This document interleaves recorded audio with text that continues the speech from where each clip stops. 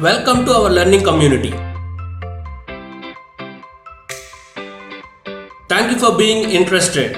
Here you will know the complete structure of our courses.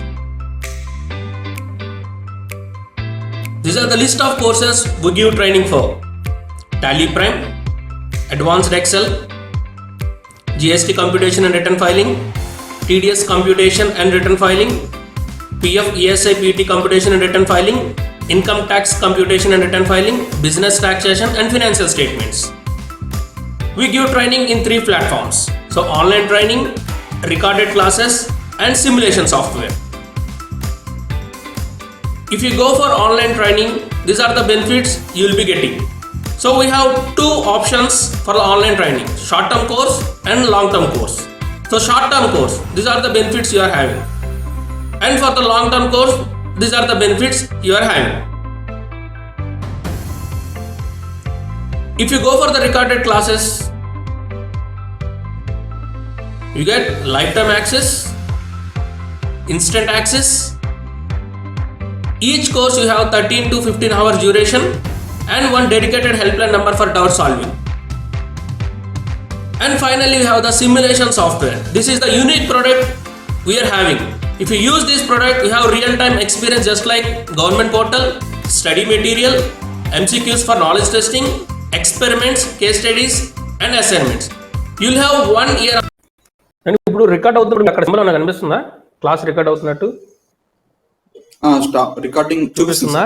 In case నేను ఏమన్నా రోజులో miss చేస్తే record చేయడం ఒకసారి నాకు గుర్తు చేయండి. అని నాకు రికార్డ్ చేయకపోతే మళ్ళీ మీకు రికార్డెడ్ క్లాస్ రాదు.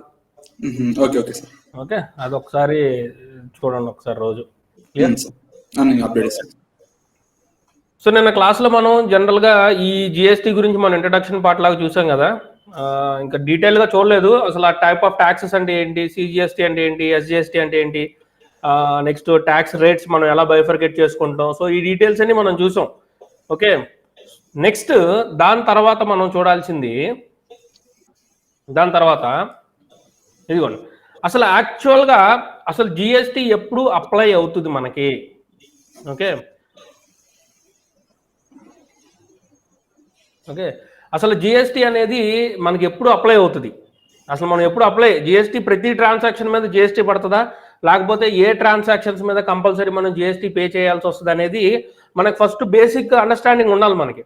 అది ఉంటేనే అసలు మనకి జనరల్గా ఒక ఎగ్జాంపుల్ చెప్తాను చూడండి. ఇప్పుడు మనకి సంథింగ్ ఏదో మొబైల్ ఉంది మన దగ్గర. ఓకే, ఈ మొబైల్ అనేది మనం OLXలో పెట్టి మనం సేల్ చేస్తున్నాం. ఇప్పుడు ఆ మొబైల్ మనం సేల్ చేసినప్పుడు దాని మీద మనం జిఎస్టీ పే చేస్తామా? జిఎస్టీ పే చేయము, అవునా? ఎందుకు పే చేయము? యాక్చువల్గా సేల్ ఎక్కడైతే జరుగుతుందో మనం జిఎస్టీ కూడా పే చేయాలి కదా. కానీ ఇక్కడ మనం ఎందుకు పే చేయట్లేదు మనకి? సో దానికి సమ్ రూల్స్ ఉంటాయి. సో ఎవరు జిఎస్టీ పే చేయాలి, ఎలా అప్లై అవుతుంది, జిఎస్టీ రూల్స్ అండ్ రెగ్యులేషన్స్ ఏంటి అనేది మనకి కొంత తెలుసుకోవాలి మనం. ఓకే, ఫస్ట్ అసలు ఏ పర్టికులర్ ట్రాన్సాక్షన్ కైనా సరే జిఎస్టీ అప్లై అవ్వాలి అంటే అక్కడ సప్లై అనేది ఉండాలి. అర్థమైందా నేను చెప్పింది మీకు? ఓకే, సప్లై అనేది జరగాలి. ఈ సప్లై అనేది జరిగితేనే జిఎస్టీ అనేది అప్లై అవుతుంది ఆ ట్రాన్సాక్షన్స్కి. సప్లై అంటే ఏంటి? ఈ సప్లై అంటే మనకి sale, okay, transfer, exchange, barter. Okay, so ఈ టైప్లో మీకు ఏ ట్రాన్సాక్షన్ జరిగినా సరే అక్కడ సప్లై జరిగినట్టే దాని మీనింగ్. అర్థమవుతుందండి? మనకు తెలిసింది ఏంటంటే ఓన్లీ సేల్ ఒకటే. సేల్ అంటే ఏంటి? మనం ఒకరికి ఏదన్నా ఒక వస్తువు అమ్మితే, అంటే సింపుల్గా ఏమంటున్నాం, మనం ఏదన్నా ట్రాన్సాక్షన్ అంటే అమ్మడం జరిగితే దాన్ని మనం సేల్ అని పిలుస్తున్నాం కదా.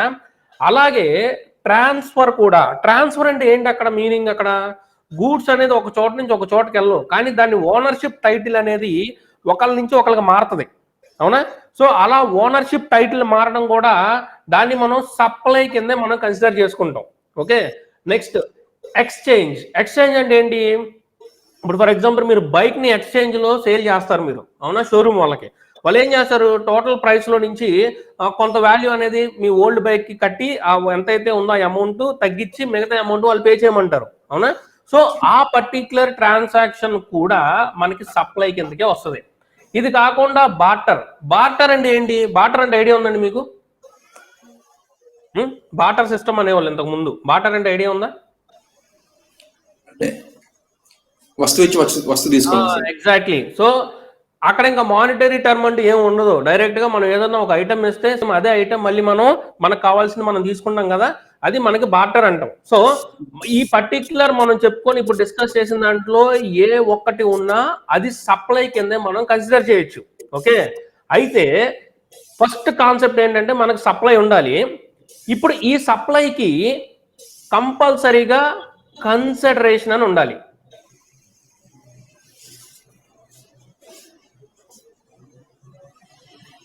కన్సిడరేషన్. ఓకే, కన్సిడరేషన్ అంటే ప్రతిఫలం అండి. అంటే మనం ఏదన్నా ఒక వస్తువు కొన్నప్పుడు అవతల వాళ్ళకి మనం ఏమిస్తాం, దానికి సంబంధించిన అమౌంట్ ఇస్తాం కదా, మనీ. ఆ మనీ అనేది ఏంటిది? కన్సిడరేషన్. అవునా? ఇప్పుడు ఈ ఎక్స్చేంజ్ అన్నప్పుడు మనం క్యాష్ ఇస్తున్నాము, యాజ్ వెల్ యాజ్ క్యాష్ కి ఈక్వాలెంట్ అమౌంట్, ఈక్వాలెంట్ ఏదైనా ఐటమ్ కూడా ఇస్తున్నాం చూసారా. కన్సిడరేషన్ అంటే మనకి క్యాష్ అయినా ఉండొచ్చు or kind. Cash or kind అంటే మీరు అమౌంట్ అన్నా పే చేసి ఉండొచ్చు, లేకపోతే దానికి ఈక్వల్ వాల్యూ అమౌంట్ ఏదైనా సరే ఉండొచ్చు. సో ఆ రెండింటిని కలిపితే మనం కన్సిడరేషన్ అని పిలుస్తున్నాం. ఓకే, సో మనకి ఫస్ట్ జిఎస్టి అప్లై అవ్వాలి అంటే ఫస్ట్ మన కండిషన్ ఏంటి? సప్లై అని జరగాలి. ఆ జరిగిన సప్లై అనేది కంపల్సరీ మనకి కన్సిడరేషన్ అనేది ఉండాలి మనకి. అప్పుడు మాత్రమే మనం జిఎస్టి అనేది దాని మీద అప్లై అవుతుంది. ఓకే, దీనికి ఎగ్జాంపుల్ ఏంటంటే, ఫర్ ఎగ్జాంపుల్ నాకు ఒక టైల్స్ షాప్ ఉందండి. ఓకే, టైల్స్ షాప్ ఉంది. ఈ టైల్స్ షాప్కి జనరల్గా కస్టమర్స్ వస్తూ ఉంటారు కదా. కస్టమర్స్ వచ్చినప్పుడు నేను వాళ్ళకి సేల్ చేస్తున్నా, వాళ్ళు నాకు అమౌంట్ ఇస్తున్నారు. అవునా? దాన్ని కన్సిడరేషన్ అని పిలుస్తాం. వాళ్ళు ఏదైతే మనకి అమౌంట్ ఇస్తున్నారో దాన్ని కన్సిడరేషన్ అని పిలుస్తాం. ఇప్పుడు జనరల్గా టెంపుల్సే కన్స్ట్రక్ట్ చేస్తూ ఉంటారు కదా, కన్స్ట్రక్షనే చేస్తూ ఉంటారు కదా. ఇప్పుడు టెంపుల్కి సంబంధించిన కొంతమంది వచ్చి, సరే ఇలా మేము టెంపుల్ కన్స్ట్రక్ట్ చేస్తున్నాము, కొంత అమౌంట్ ఏమన్నా మీరు డొనేట్ చేస్తారని మనల్ని అడుగుతారు. అవునా? మనం టైల్ షాప్ కాబట్టి సరేదండి నేను అమౌంట్ కాదు కానీ టైల్స్ కావాల్సినవి కొన్ని నేను డొనేట్ చేస్తానని చెప్పి మీరు ఏం చేస్తున్నారు, ఇక్కడ టైల్స్ అనేది గుడికి డొనేషన్ రూపంలో ఇస్తున్నారు. ఇక్కడ మీకు సప్లై అనేది జరిగింది. అవునా? ఒక చోట నుంచి మీరు గూడ్స్ అనేది వేరే చోటకి మీరు సెండ్ చేస్తున్నారు, కానీ ఇక్కడ మీకు కన్సిడరేషన్ ఉందా? దాని వాళ్ళ నుంచి మీకు అమౌంట్ ఏమైనా వస్తుందా? అమౌంట్ ఏమి రావట్లేదు కదా. మరి అమౌంట్ ఏమి రానప్పుడు దాన్ని మనం కన్సిడరేషన్ అని పిలవలేం కదా. అప్పుడు దాని మీద జిఎస్టి అనేది అప్లై కాదు. అర్థమైందా? Goods distributed as free samples. Free sample గా మనం ఏమైనా డిస్ట్రిబ్యూట్ చేసినా సరే దాని మీద కూడా జిఎస్టి అప్లై కాదు. అర్థమైందండి?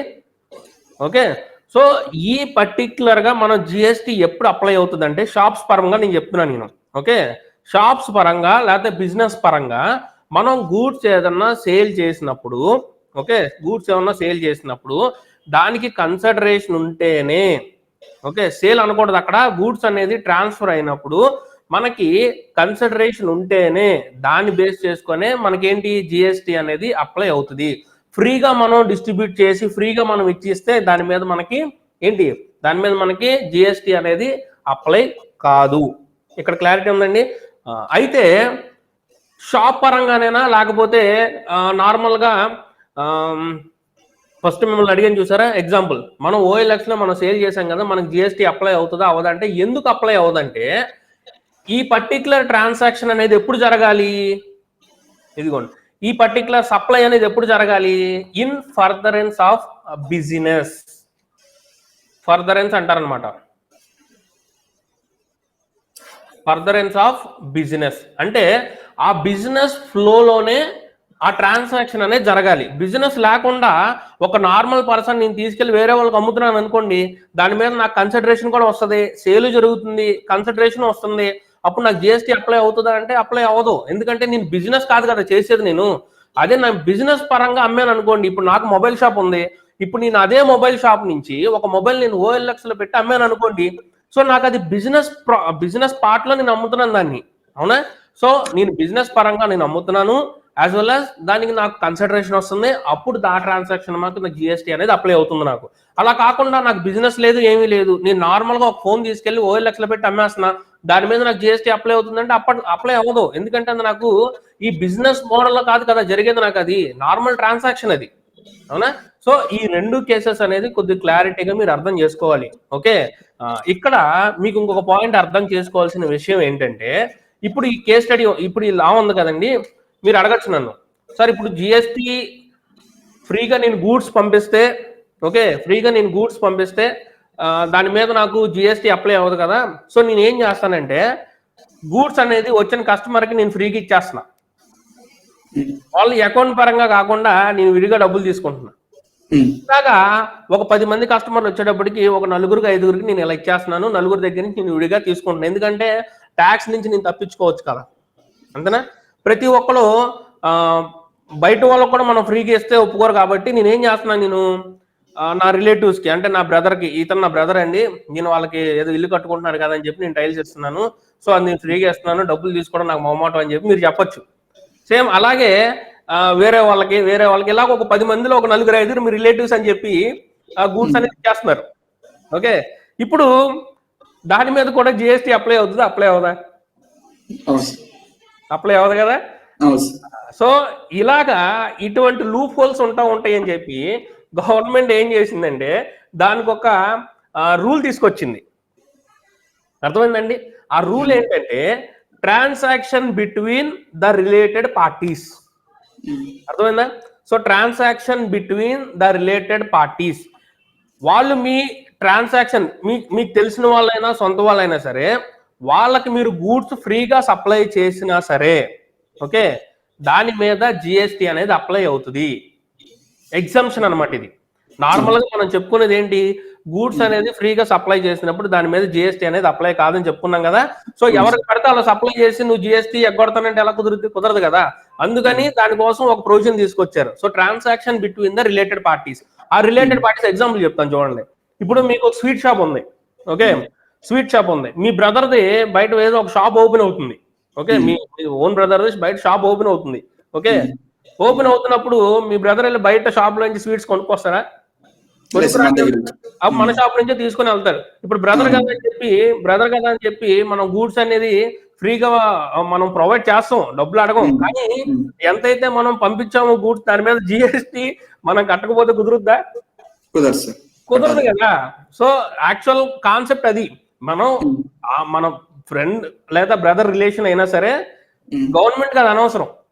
సో ఇటువంటి ట్రాన్సాక్షన్స్ అనేది రిస్ట్రిక్ట్ చేయకపోతే గవర్నమెంట్ కి loss of revenue, tax evasion అనేది చాలా జరుగుతూ ఉంటది. సో ఆ పర్టిక్యులర్ కేస్ ని రిస్ట్రిక్ట్ చేయడం కోసం ఈ ట్రాన్సాక్షన్ బిట్వీన్ రిలేటెడ్ పార్టీస్ ఏదైతే ఉందో, మీరు ట్రాన్సాక్షన్ చేసిన విత్ నో కన్సిడరేషన్ అయినా సరే మీరు దాని మీద జిఎస్టీ అనేది కలెక్ట్ చేయాల్సిందే, కలెక్ట్ చేసి పేమెంట్ చేయాల్సిందే.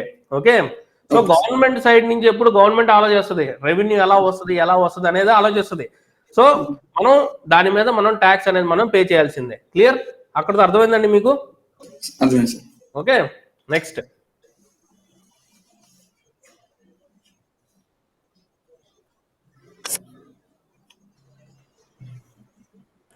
So supply is considered as a taxable event. మనకి జిఎస్టీ ఎప్పుడే అప్లై అవుతుంది? అసలు యాక్చువల్ గా సప్లై జరిగినప్పుడే మనకి జిఎస్టీ అనేది అప్లై అవుతుంది. ఇదిగోండి, సప్లై లేదు అంటే అసలు మన జిఎస్టీని అప్లై కాదు.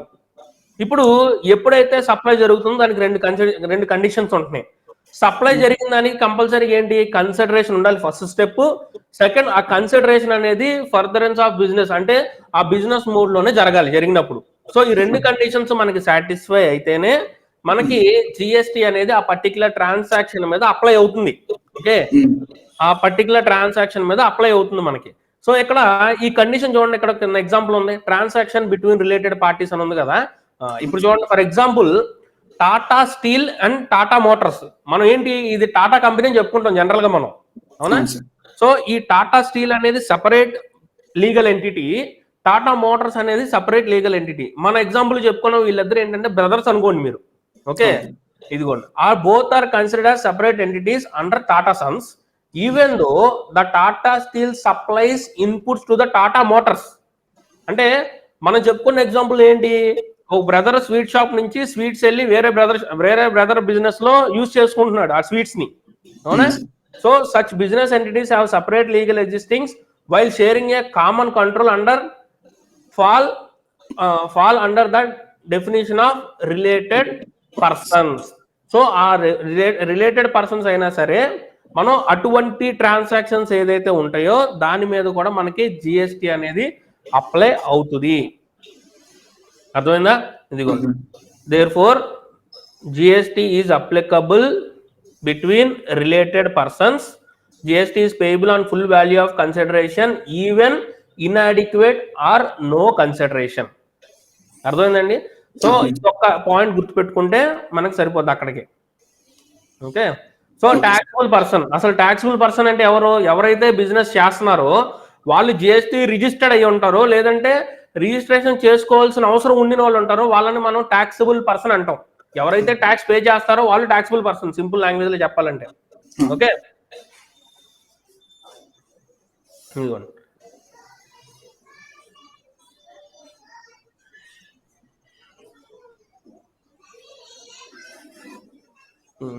ఇప్పుడు జిఎస్టి రిజిస్ట్రేషన్ అండి. సో బేసిక్ పార్ట్ అర్థమైంది కదా మీకు. అసలు ఆ సప్లై అంటే ఏంటి, మనకి ఎప్పుడు జిఎస్టి అప్లై అవుతుంది అనేది మనం చూసుకున్నాం కదా. ఇప్పుడు యాక్చువల్ గా మనం బిజినెస్ ఓరియంటెడ్ గా మనం జిఎస్టి రిజిస్ట్రేషన్ అనేది ఎలా చేయాలి, ఎప్పుడు చేయాలి, ఏంటి అనేది చెప్పుకుంటున్నాం అండి. ఓకే, ఇప్పుడు మనం ఓనర్ వైపు నుంచి ఆలోచిద్దాం. ఒక బిజినెస్ ఓనర్ వైపు నుంచి మనం ఆలోచిద్దాం. ఇప్పుడు నార్మల్ గా మనం ఒక ఫర్మ్ రిజిస్ట్రేషన్ చేయాలనుకుందాం అండి. ఓకే, ఒక బిజినెస్ కి ఎవరైనా బయట ఒక పర్సన్ నార్మల్ గా ఒక బిజినెస్ ఇన్కార్పొరేట్ చేయాలి అంటే, ఒక బిజినెస్ స్టార్ట్ చేయాలంటే వాళ్ళకి రిజిస్ట్రేషన్స్ కావాలి. ఓకే, రిజిస్ట్రేషన్స్ కావాలి. దీన్ని ఏమంటారంటే జనరల్ గా ఫర్మ్ రిజిస్ట్రేషన్ అని పిలుస్తాం. ఓకే, ఫర్మ్ రిజిస్ట్రేషన్ అని పిలుస్తాం. అయితే ఇక్కడ మీకు టెక్నికల్ వర్డ్స్ తెలియాలండి. యాక్చువల్గా ఫర్మ్ రిజిస్ట్రేషన్ అంటే partnership registration. Okay, partnership firm registration. కానీ బయట నార్మల్గా జనరల్గా అర్థం కాక పోనీ తెలియక వాళ్ళు ఏమంటారంటే ప్రొప్రైటర్ బిజినెస్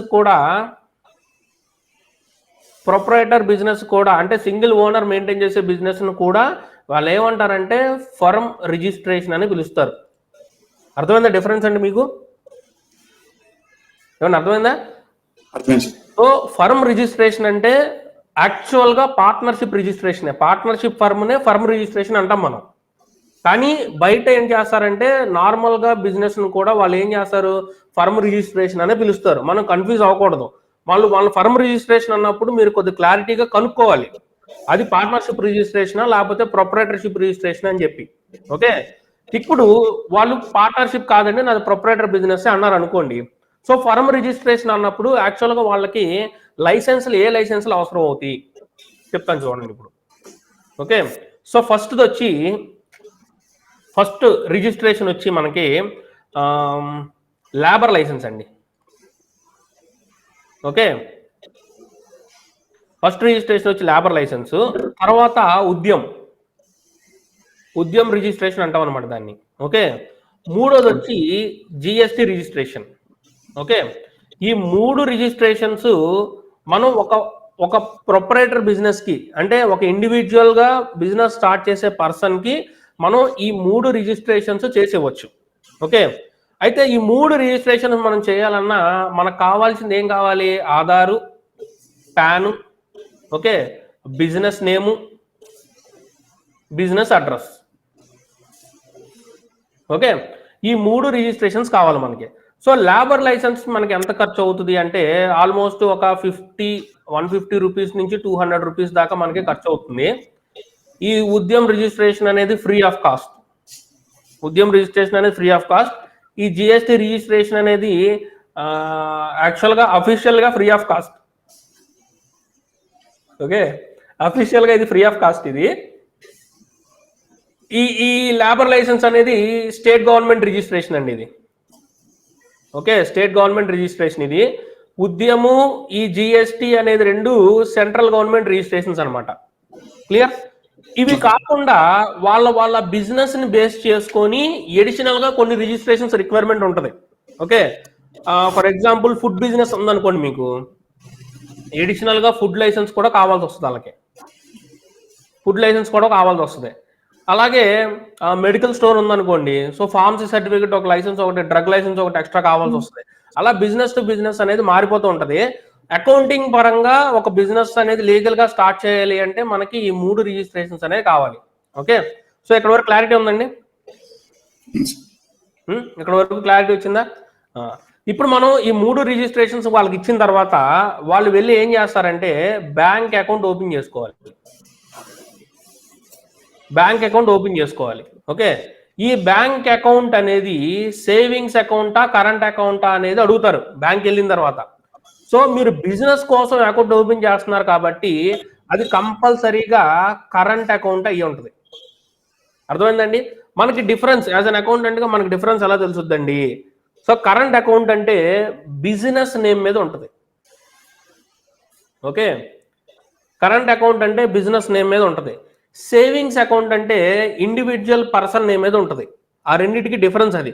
కొన్ని బ్యాంక్స్ ఇప్పుడు ఏం చేస్తున్నాయి అంటే కరెంట్ అకౌంట్ కూడా ఇండివిజువల్ నేమ్ మీద ఇచ్చేస్తున్నాయి. ఓకే, అది మనం ఎగ్జెప్షన్ కేసు. అది నార్మల్ గా మనకు అర్థం కావాలి అంటే కరెంట్ అకౌంట్ అంటే బిజినెస్ నేమ్ మీదే ఉంటుంది. ఓకే, సేవింగ్స్ అకౌంట్ అంటే ఇండివిజువల్ నేమ్ మీద ఉంటుంది. సేవింగ్స్ అకౌంట్ అంటే మీనింగ్ ఏంటి? మనకి ఒక 100 రూపీస్ వచ్చి బ్యాంక్ అకౌంట్ లో ఉన్నాయి అనుకోండి, 100 రూపీస్ యాక్చువల్ గా మన సేవింగ్స్ అన్నట్లు లెక్క అది. ఓకే, అంటే ఎక్స్పెన్సెస్ అన్ని పోగా మనకి ఎంతైతే దాచుకోవడానికి ఒక బ్యాంక్ అకౌంట్ కావాలి కాబట్టి డబ్బుల్ని ఆ సేవింగ్స్ అకౌంట్ లో మనం దాచుకుంటున్నాం. సేవింగ్స్ అకౌంట్ లో ఒక 10,000 ఉన్నాయి అనుకోండి, ఇన్కమ్ ట్యాక్స్ డిపార్ట్మెంట్ కానీ గవర్నమెంట్ కానీ ఏం అర్థం చేసుకుంటుంది, బాబు నీ సేవింగ్స్ అకౌంట్ నీకు రెవెన్యూ అంటే ఇన్కమ్ వచ్చింది, నువ్వు దాచుకోవడానికి అది ఉపయోగిస్తున్నావు కాబట్టి ఆ 10,000 నీ ఇన్కమ్ కింద లెక్కన మీనింగ్. ఓకే, అదే ఒక బిజినెస్ కి సంబంధించిన కరెంట్ అకౌంట్ అనుకోండి, ఒక 10,000 నీ కరెంట్ అకౌంట్ లో క్రెడిట్ అయితే అది బిజినెస్ కి సంబంధించిన సేల్స్ అమౌంట్ కింద లెక్క. ఓకే, సేల్ అమౌంట్ కింద లెక్క. ఆ సేల్ అంటే ఏంటి? టోటల్ గా మీ ఇన్కమ్ కాదు కదా అది. ఆ సేల్స్ లో నుంచి కొంత ఎక్స్పెన్సెస్ తీసేస్తారు, అప్పుడు మీకు వచ్చేది ప్రాఫిట్. సో రెండింటికి డిఫరెన్స్ అది. సో బిజినెస్ కి సంబంధించి మీరు అకౌంట్స్ అనేది మెయింటైన్ చేస్తున్నప్పుడు సో కరెంట్ అకౌంట్ లో మీ అమౌంట్ అనేది రన్ చేయడం కరెక్ట్ పని. మీరు బ్యాంక్ అకౌంట్ వెళ్ళి సేవింగ్స్ అకౌంట్ అయినా బ్యాంక్ అకౌంట్ అయినా, ఇప్పుడు ప్రాక్టికల్ గా ఏం జరుగుతుందంటే అండి ప్రాబ్లం, ఫోన్ పే స్కానర్లు ఉంటున్నాయి బయట జరిగే. చెప్తున్నాను మీకు, ఇప్పుడు మెడికల్ షాప్స్ ఉంటాయండి, మెడికల్ షాప్స్ కానీ చిన్న చిన్న దుకాణాలు ఉంటున్నాయి బయట, ఏది ఫ్రూట్స్, జ్యూస్ షాపులు, టీ క్యాంటీన్స్, కిరాణా స్టోర్స్, ఇలాంటివి చాలా చాలా ఉంటున్నాయి కదా. వీళ్ళు ఏం చేస్తున్నారు, ఫోన్ పే వాళ్ళు జీపే వాళ్ళు ఈ స్పీకర్స్ ఇస్తున్నారు. ఆ స్పీకర్స్ ఇచ్చేది వాళ్ళు ఏం చేస్తున్నారంటే డైరెక్ట్ గా వాళ్ళకి బ్యాంక్ అకౌంట్ కరెంట్ అకౌంట్ వాళ్ళు ఇంతకు ముందు మెయింటైన్ చేసి ఉండరు, ఓపెన్ చేసేవాళ్ళు. వీళ్ళు ఏం చేస్తున్నారు, బ్యాంక్ అకౌంట్ సేవింగ్స్ అకౌంట్ తీసుకెళ్ళి ఇచ్చేస్తున్నారు, లింక్ చేసేస్తున్నారు. ఇప్పుడు మనం ఏం చేస్తున్నాం, ప్రతి చోట వెళ్ళి ఫోన్ పే స్కాన్ చేసి పేమెంట్ చేస్తున్నాం కదా. ఈ పేమెంట్ చేసినప్పుడు ఏమవుతుంది, వెళ్ళిపోయి వాళ్ళ సేవింగ్స్ అకౌంట్ లో పడిపోతుంది డబ్బులన్నీ. ఓకే, సేవింగ్స్ అకౌంట్ లో పడిపోతున్నాయి. ఇప్పుడు యాక్చువల్ గా సేవింగ్స్ అకౌంట్ అంటే మీనింగ్ ఏంటి, మనకి ఎంతైతే ఇన్కమ్ వస్తుందో అది మొత్తం అంతా సేవింగ్స్ కింద లెక్క, మన యాక్చువల్ ఇన్కమ్ కింద లెక్క. ఇప్పుడు వీళ్ళు ఏం చేస్తున్నారు, ఈ సేవింగ్స్ అకౌంట్ లో పడిన అమౌంట్ కొంతవరకు వాళ్ళు ఇన్కమ్ ట్యాక్స్ ఫైల్ చేసినప్పుడు కొంత డిస్క్లోజ్ చేస్తున్నారు, కొంత డిస్క్లోజ్ చేయట్లా. లేదా జిఎస్టీ ఫైల్ చేసినప్పుడు కొంత డిస్క్లోజ్ చేస్తున్నారు, కొంత డిస్క్లోజ్ చేయట్లా. ఇక్కడ ప్రాబ్లం ఏమవుతుందంటే, యాక్చువల్ గా చెప్తాను చూడండి, ఈ మెడికల్ షాప్స్ లాంటివి ఉంటాయి చూసారా, అంటే నేను జనరల్ గా వాళ్ళే అని చెప్పట్లేదు, సార్ అంటారు మళ్ళీ నాగరాజ్ గారు క్లాస్ అన్నారంటే నేను అలా చేయట్లేదు అంటారు ఆయన. యాక్చువల్ ఎగ్జాంపుల్ గురించి చెప్తున్నా నేను, నాగేశ్వర గారు.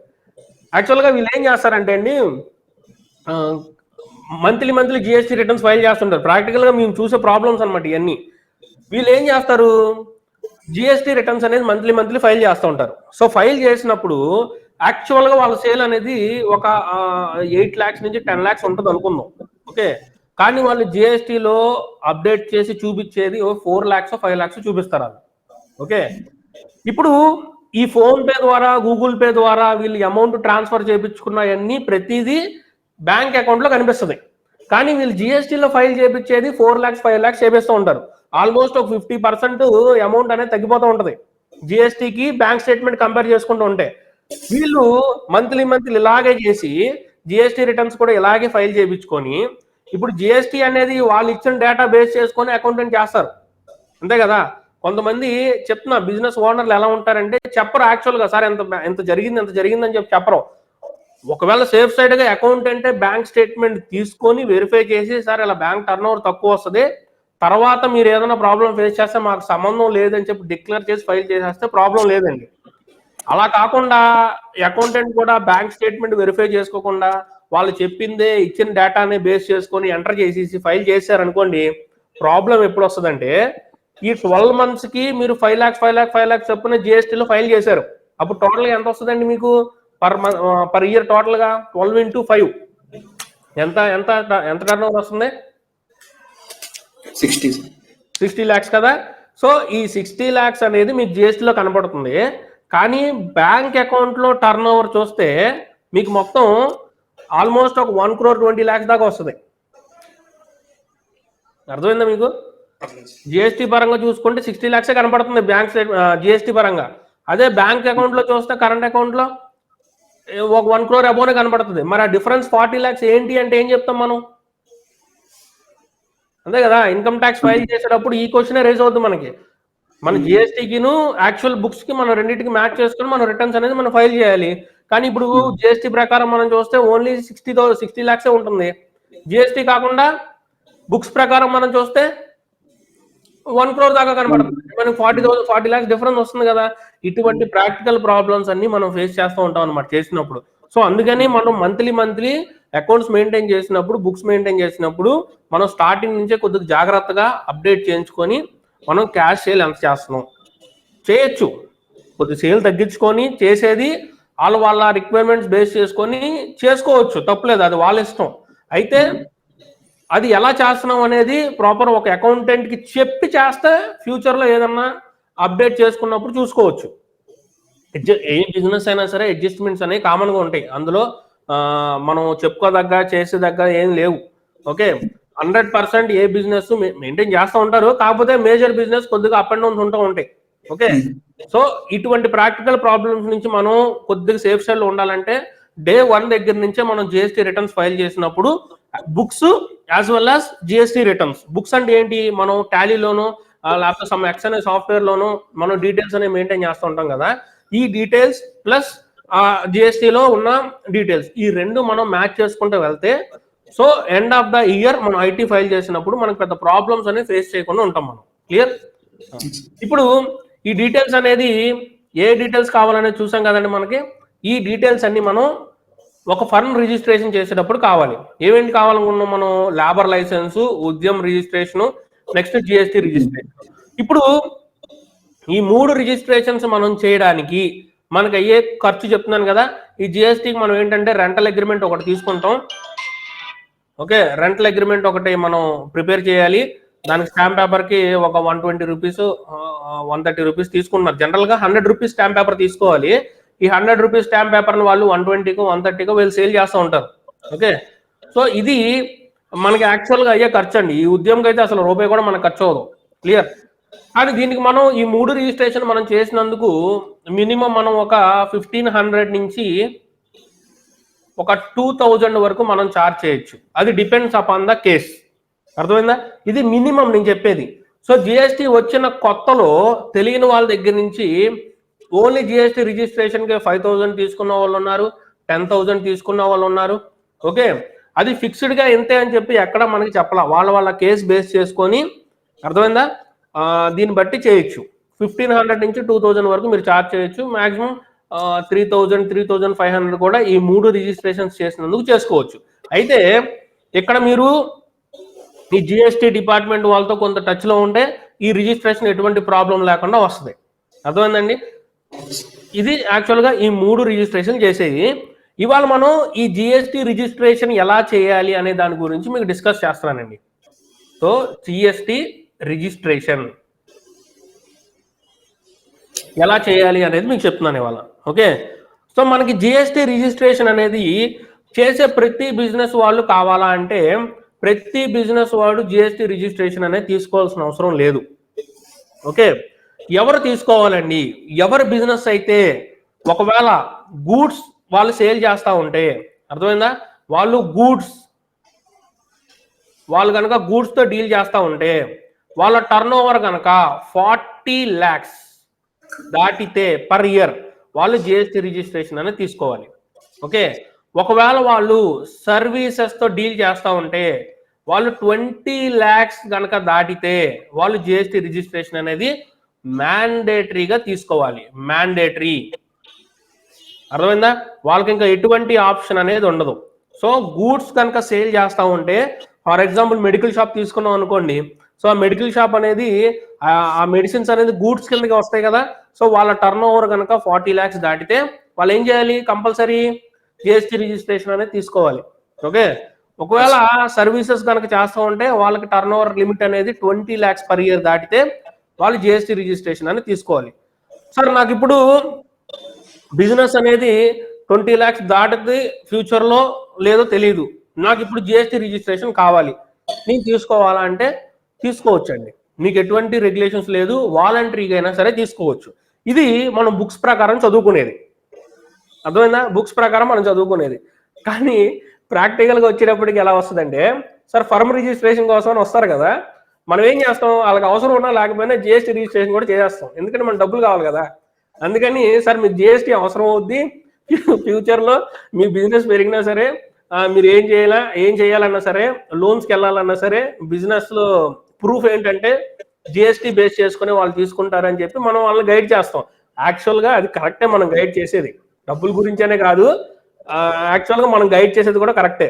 వీళ్ళు లోన్కి వెళ్ళారు అనుకోండి, ఏమన్నా బిజినెస్ బేస్ చేసుకొని లోన్కి ఏమైనా వెళ్తే ఫస్ట్ రిక్వైర్మెంట్ మీకు బిజినెస్ ఉందా లేదని చెప్పేది జిఎస్టీ రిజిస్ట్రేషనే. సో వాళ్ళు ఏం చేస్తారంటే లాస్ట్ 6 months సంబంధించిన జిఎస్టీ రిటర్న్స్ అడుగుతారు బ్యాంక్ వాళ్ళు. ఓకే, మనం 7 రోజున జిఎస్టీ కొత్తగా రిజిస్టర్ చేస్తే మనకు రిటర్న్స్ రావు కదా. సో మన గైడెన్స్ ఏంటంటే ఎవరైనా బిజినెస్ చేసే వాళ్ళకి మంత్లీ మెయింటెనెన్స్ ఉంటుంది, తప్పదు. సో ఫ్యూచర్ లో వాళ్ళకి బిజినెస్ పెరుగుద్ది అన్న ఉద్దేశంలో కొద్దిగా ఎక్స్పాన్షన్ అనుకున్నప్పుడు వాళ్ళు జిఎస్టీ రిజిస్ట్రేషన్ చేసుకోవడమే కరెక్ట్ పద్ధతి. ఓకే, ఆ జిఎస్టీ రిజిస్ట్రేషన్ అనేది చేసుకుంటే కొద్దిగా యాడెడ్ అడ్వాంటేజ్గా ఉంటుంది వాళ్ళకి. సో ఎవరైనా సరే వాలంటరీగా జిఎస్టీ రిజిస్ట్రేషన్ అనేది చేసుకోవచ్చు, తప్పులేదు అందులో. మనం ఏదో గైడ్ చేసామని చెప్పి వాళ్ళు డైరెక్ట్గా, కొంతమంది ఉంటారు మన మీద ట్రస్ట్ చేసుకునే వాళ్ళు, కొంతమంది బయట అంతా ఇన్ఫర్మేషన్ కనుక్కొచ్చి మనల్ని టెస్ట్ చేస్తూ ఉంటారు అనమాట. వాళ్ళు ఈ జిఎస్టీ మాకు అవసరం లేదు కదండి, 20 లక్షల లోపు ఉంటే అవసరం లేదంట కదండి, అది ఇది అని చెప్పి టెస్ట్ చేస్తూ ఉంటారు. సో వాళ్ళు మనం ఏం చెప్పినా కన్విన్స్ అవ్వరు, వాళ్ళు ఒక మైండ్ లో పెట్టుకుని ఉంటారు కాబట్టి. So let them go. ఎందుకంటే మనం చెప్తాం సార్ సిచ్యువేషన్ ఎలా ఉంటది, మీరు ఈ కండిషన్ లో అయితే మీకు రిజిస్ట్రేషన్ యూజ్ అవుద్ది అని చెప్పి చెప్తాం. వాళ్ళు ఓకే చేస్తే ఓకే, లేదంటే లేదు. ఇప్పుడు 40 lakhs టర్న్ ఓవర్ ఉంటే జిఎస్టీ రిజిస్ట్రేషన్ అనేది కంపల్సరీ అనుకున్నాం కదా, తక్కువ ఉన్నా సరే చేసుకోవాలి. ఇప్పుడు బ్యాంక్ అకౌంట్ ఓపెన్ చేయాలనుకున్నాం కదా. సో బ్యాంకర్ ఏమడుగుతాడంటే ఈ 3 రిజిస్ట్రేషన్స్ లో ఏదన్నా 2 రిజిస్ట్రేషన్స్ ఇమ్మంటారు. సో లేబర్ కానీ ఉద్యమం కానీ వాళ్ళు ప్రయారిటీ ఏం తీసుకుంటారంటే, సార్ జిఎస్టీ ఉందని అడుగుతారు ఫస్ట్ క్వశ్చన్. లేదండి మాకు టర్న్ ఓవర్ తక్కువ ఉంది కాబట్టి మేము ఈ 2 రిజిస్ట్రేషన్స్ చేసుకున్నాం అని చెప్పి మీరు చెప్తే ఓకే, మీకు ఆ 2 రిజిస్ట్రేషన్లు బేస్ చేసుకొని మీకు కరెంట్ అకౌంట్ అనేది ఓపెన్ చేస్తారు, దానికి ఎటువంటి ప్రాబ్లం లేదు. క్లియర్? ఓకే, అయితే ఇప్పుడు నేను జిఎస్టీ రిజిస్ట్రేషన్ చేయించుకుందాం అనుకుంటున్నానండి. మరి కొన్ని బిజినెస్లు ఉంటాయి, వాళ్ళ టర్న్ ఓవర్తో రిక్వైర్మెంట్ లేకుండానే వాళ్ళు జిఎస్టీ రిజిస్ట్రేషన్ అనేది చేసుకోవాలి. వాళ్ళు స్టార్టింగ్ డే ఆఫ్ బిజినెస్, వాళ్ళ బిజినెస్ స్టార్ట్ చేయాలి అంటే దానికి కంపల్సరీ జిఎస్టీ రిజిస్ట్రేషన్ ఉంటేనే వాళ్ళ బిజినెస్ అనేది చేయగలరు వాళ్ళు. అందులో ఫస్ట్ థింగ్ ఏంటంటే, అందులో మనం ఈ కామర్స్ లో సేల్ చేద్దాం అనుకున్నాం అనుకోండి. ఓకే, ఈ కామర్స్ లో అంటే ఏంటి, ఫ్లిప్కార్ట్, అమెజాన్ అనే వెబ్సైట్స్ ఉంటే ఆ పర్టికులర్ వెబ్సైట్స్ లో మనం రిజిస్టర్ అయ్యి మనం ఆ వెబ్సైట్ లో మనం సేల్ చేయాలి అనుకుంటే మనకి కంపల్సరీ జిఎస్టీ రిజిస్ట్రేషన్ ఉంటేనే మనం చేయగలం. అర్థమైందా? మీకు టర్న్ ఓవర్తో సంబంధం లేదు. క్లియర్? First point. నెక్స్ట్, మీరు స్విగ్గీ, జొమాటోలు మనం చూస్తూ ఉంటాం. సో క్లౌడ్ కిచెన్ అనే ఐడియా ఉంటుంది జనరల్ గా. ఇప్పుడు ఇంట్లో కూర్చొని కుక్ చేసుకొని స్విగ్గీ, జొమాటోలో మనం మన బిజినెస్ అనేది లిస్ట్ చేసుకుంటే ఆర్డర్ ప్లేస్ అయితే మనం ఇంటి నుంచే మనం సెండ్ చేయొచ్చు, అవునా? సో మనం అది చెయ్యాలి అంటే ఈ కామర్స్ లో, అంటే అది కూడా జస్ట్ లైక్ ఈ కామర్స్, అది కూడా అవునా, అది మనం సేల్ చేయాలన్నా సరే మనకి జిఎస్టీ రిజిస్ట్రేషన్ అనేది కావాల్సిందే కంపల్సరీగా. ఓకే, ఇలాగా కొన్ని సెట్ ఆఫ్ బిజినెస్ కి టర్న్ ఓవర్ తోనే పని లేదు, కంపల్సరీ మనం జిఎస్టీ రిజిస్ట్రేషన్ తీసుకుంటాం. ఓకే, నెక్స్ట్ ఇంకోటి, మీరు వేరే స్టేట్ కి ఏమైనా సేల్ చేస్తున్నారు అనుకోండి. వేరే స్టేట్ కంటే లోకల్లో కాకుండా మీరు వేరే స్టేట్కి సేల్ చేస్తున్నారు అనుకోండి, ఆ టైంలో కూడా మీకు కంపల్సరీ జిఎస్టీ రిజిస్ట్రేషన్ అనేది ఉంటేనే మీరు వేరే స్టేట్కి సేల్ చేయగలరు, లేకపోతే కుదరదు. ఇలా కొన్ని స్పెసిఫిక్ సిచ్యువేషన్స్ ఉంటాయి మనకి జిఎస్టీ రిజిస్ట్రేషన్ అనేది టర్న్ ఓవర్తో పని లేకుండా కంపల్సరీ చేసేది. అర్థమైందండి? ఇప్పుడు సరే సార్, నాకు జిఎస్టీ రిజిస్ట్రేషన్ కావాలి, టర్న్ ఓవర్ నాకు ఎంత అవుతుందో తెలియదు కాబట్టి నాకు వాలంటరీగా నేను జిఎస్టీ రిజిస్ట్రేషన్ తీసుకుంటున్నా. ఓకే, కానీ మీరు చెప్పినంత టర్న్ ఓవర్ నాకు ఉండదు, 20 lakhs 40 lakhs టర్న్ ఓవర్ ఉండొచ్చు, కానీ నాకు కోట్ల టర్న్ ఓవర్ చేసేది లేదు. మంత్లీ ఒక 6 lakhs 7 lakhs లేకపోతే 5 lakhs సేల్ ఉంటుంది. నేను అన్ని రూల్స్ అండ్ రెగ్యులేషన్స్ నేను మెయింటైన్ చేయలేను, నాకు చాలా చిన్న బిజినెస్. సో దానికి తగ్గట్టు నాకు ఏమైనా ఒక ఆప్షన్ ఉంటుందా అంటే, ఇలాగ ఫీల్ అయ్యే వాళ్ళకి చిన్న బిజినెస్ ఓనర్లకి వాళ్ళకి ఒక స్కీమ్ ఉంటుంది. ఓకే, వాళ్ళకి ఒక స్కీమ్ ఉంటుంది.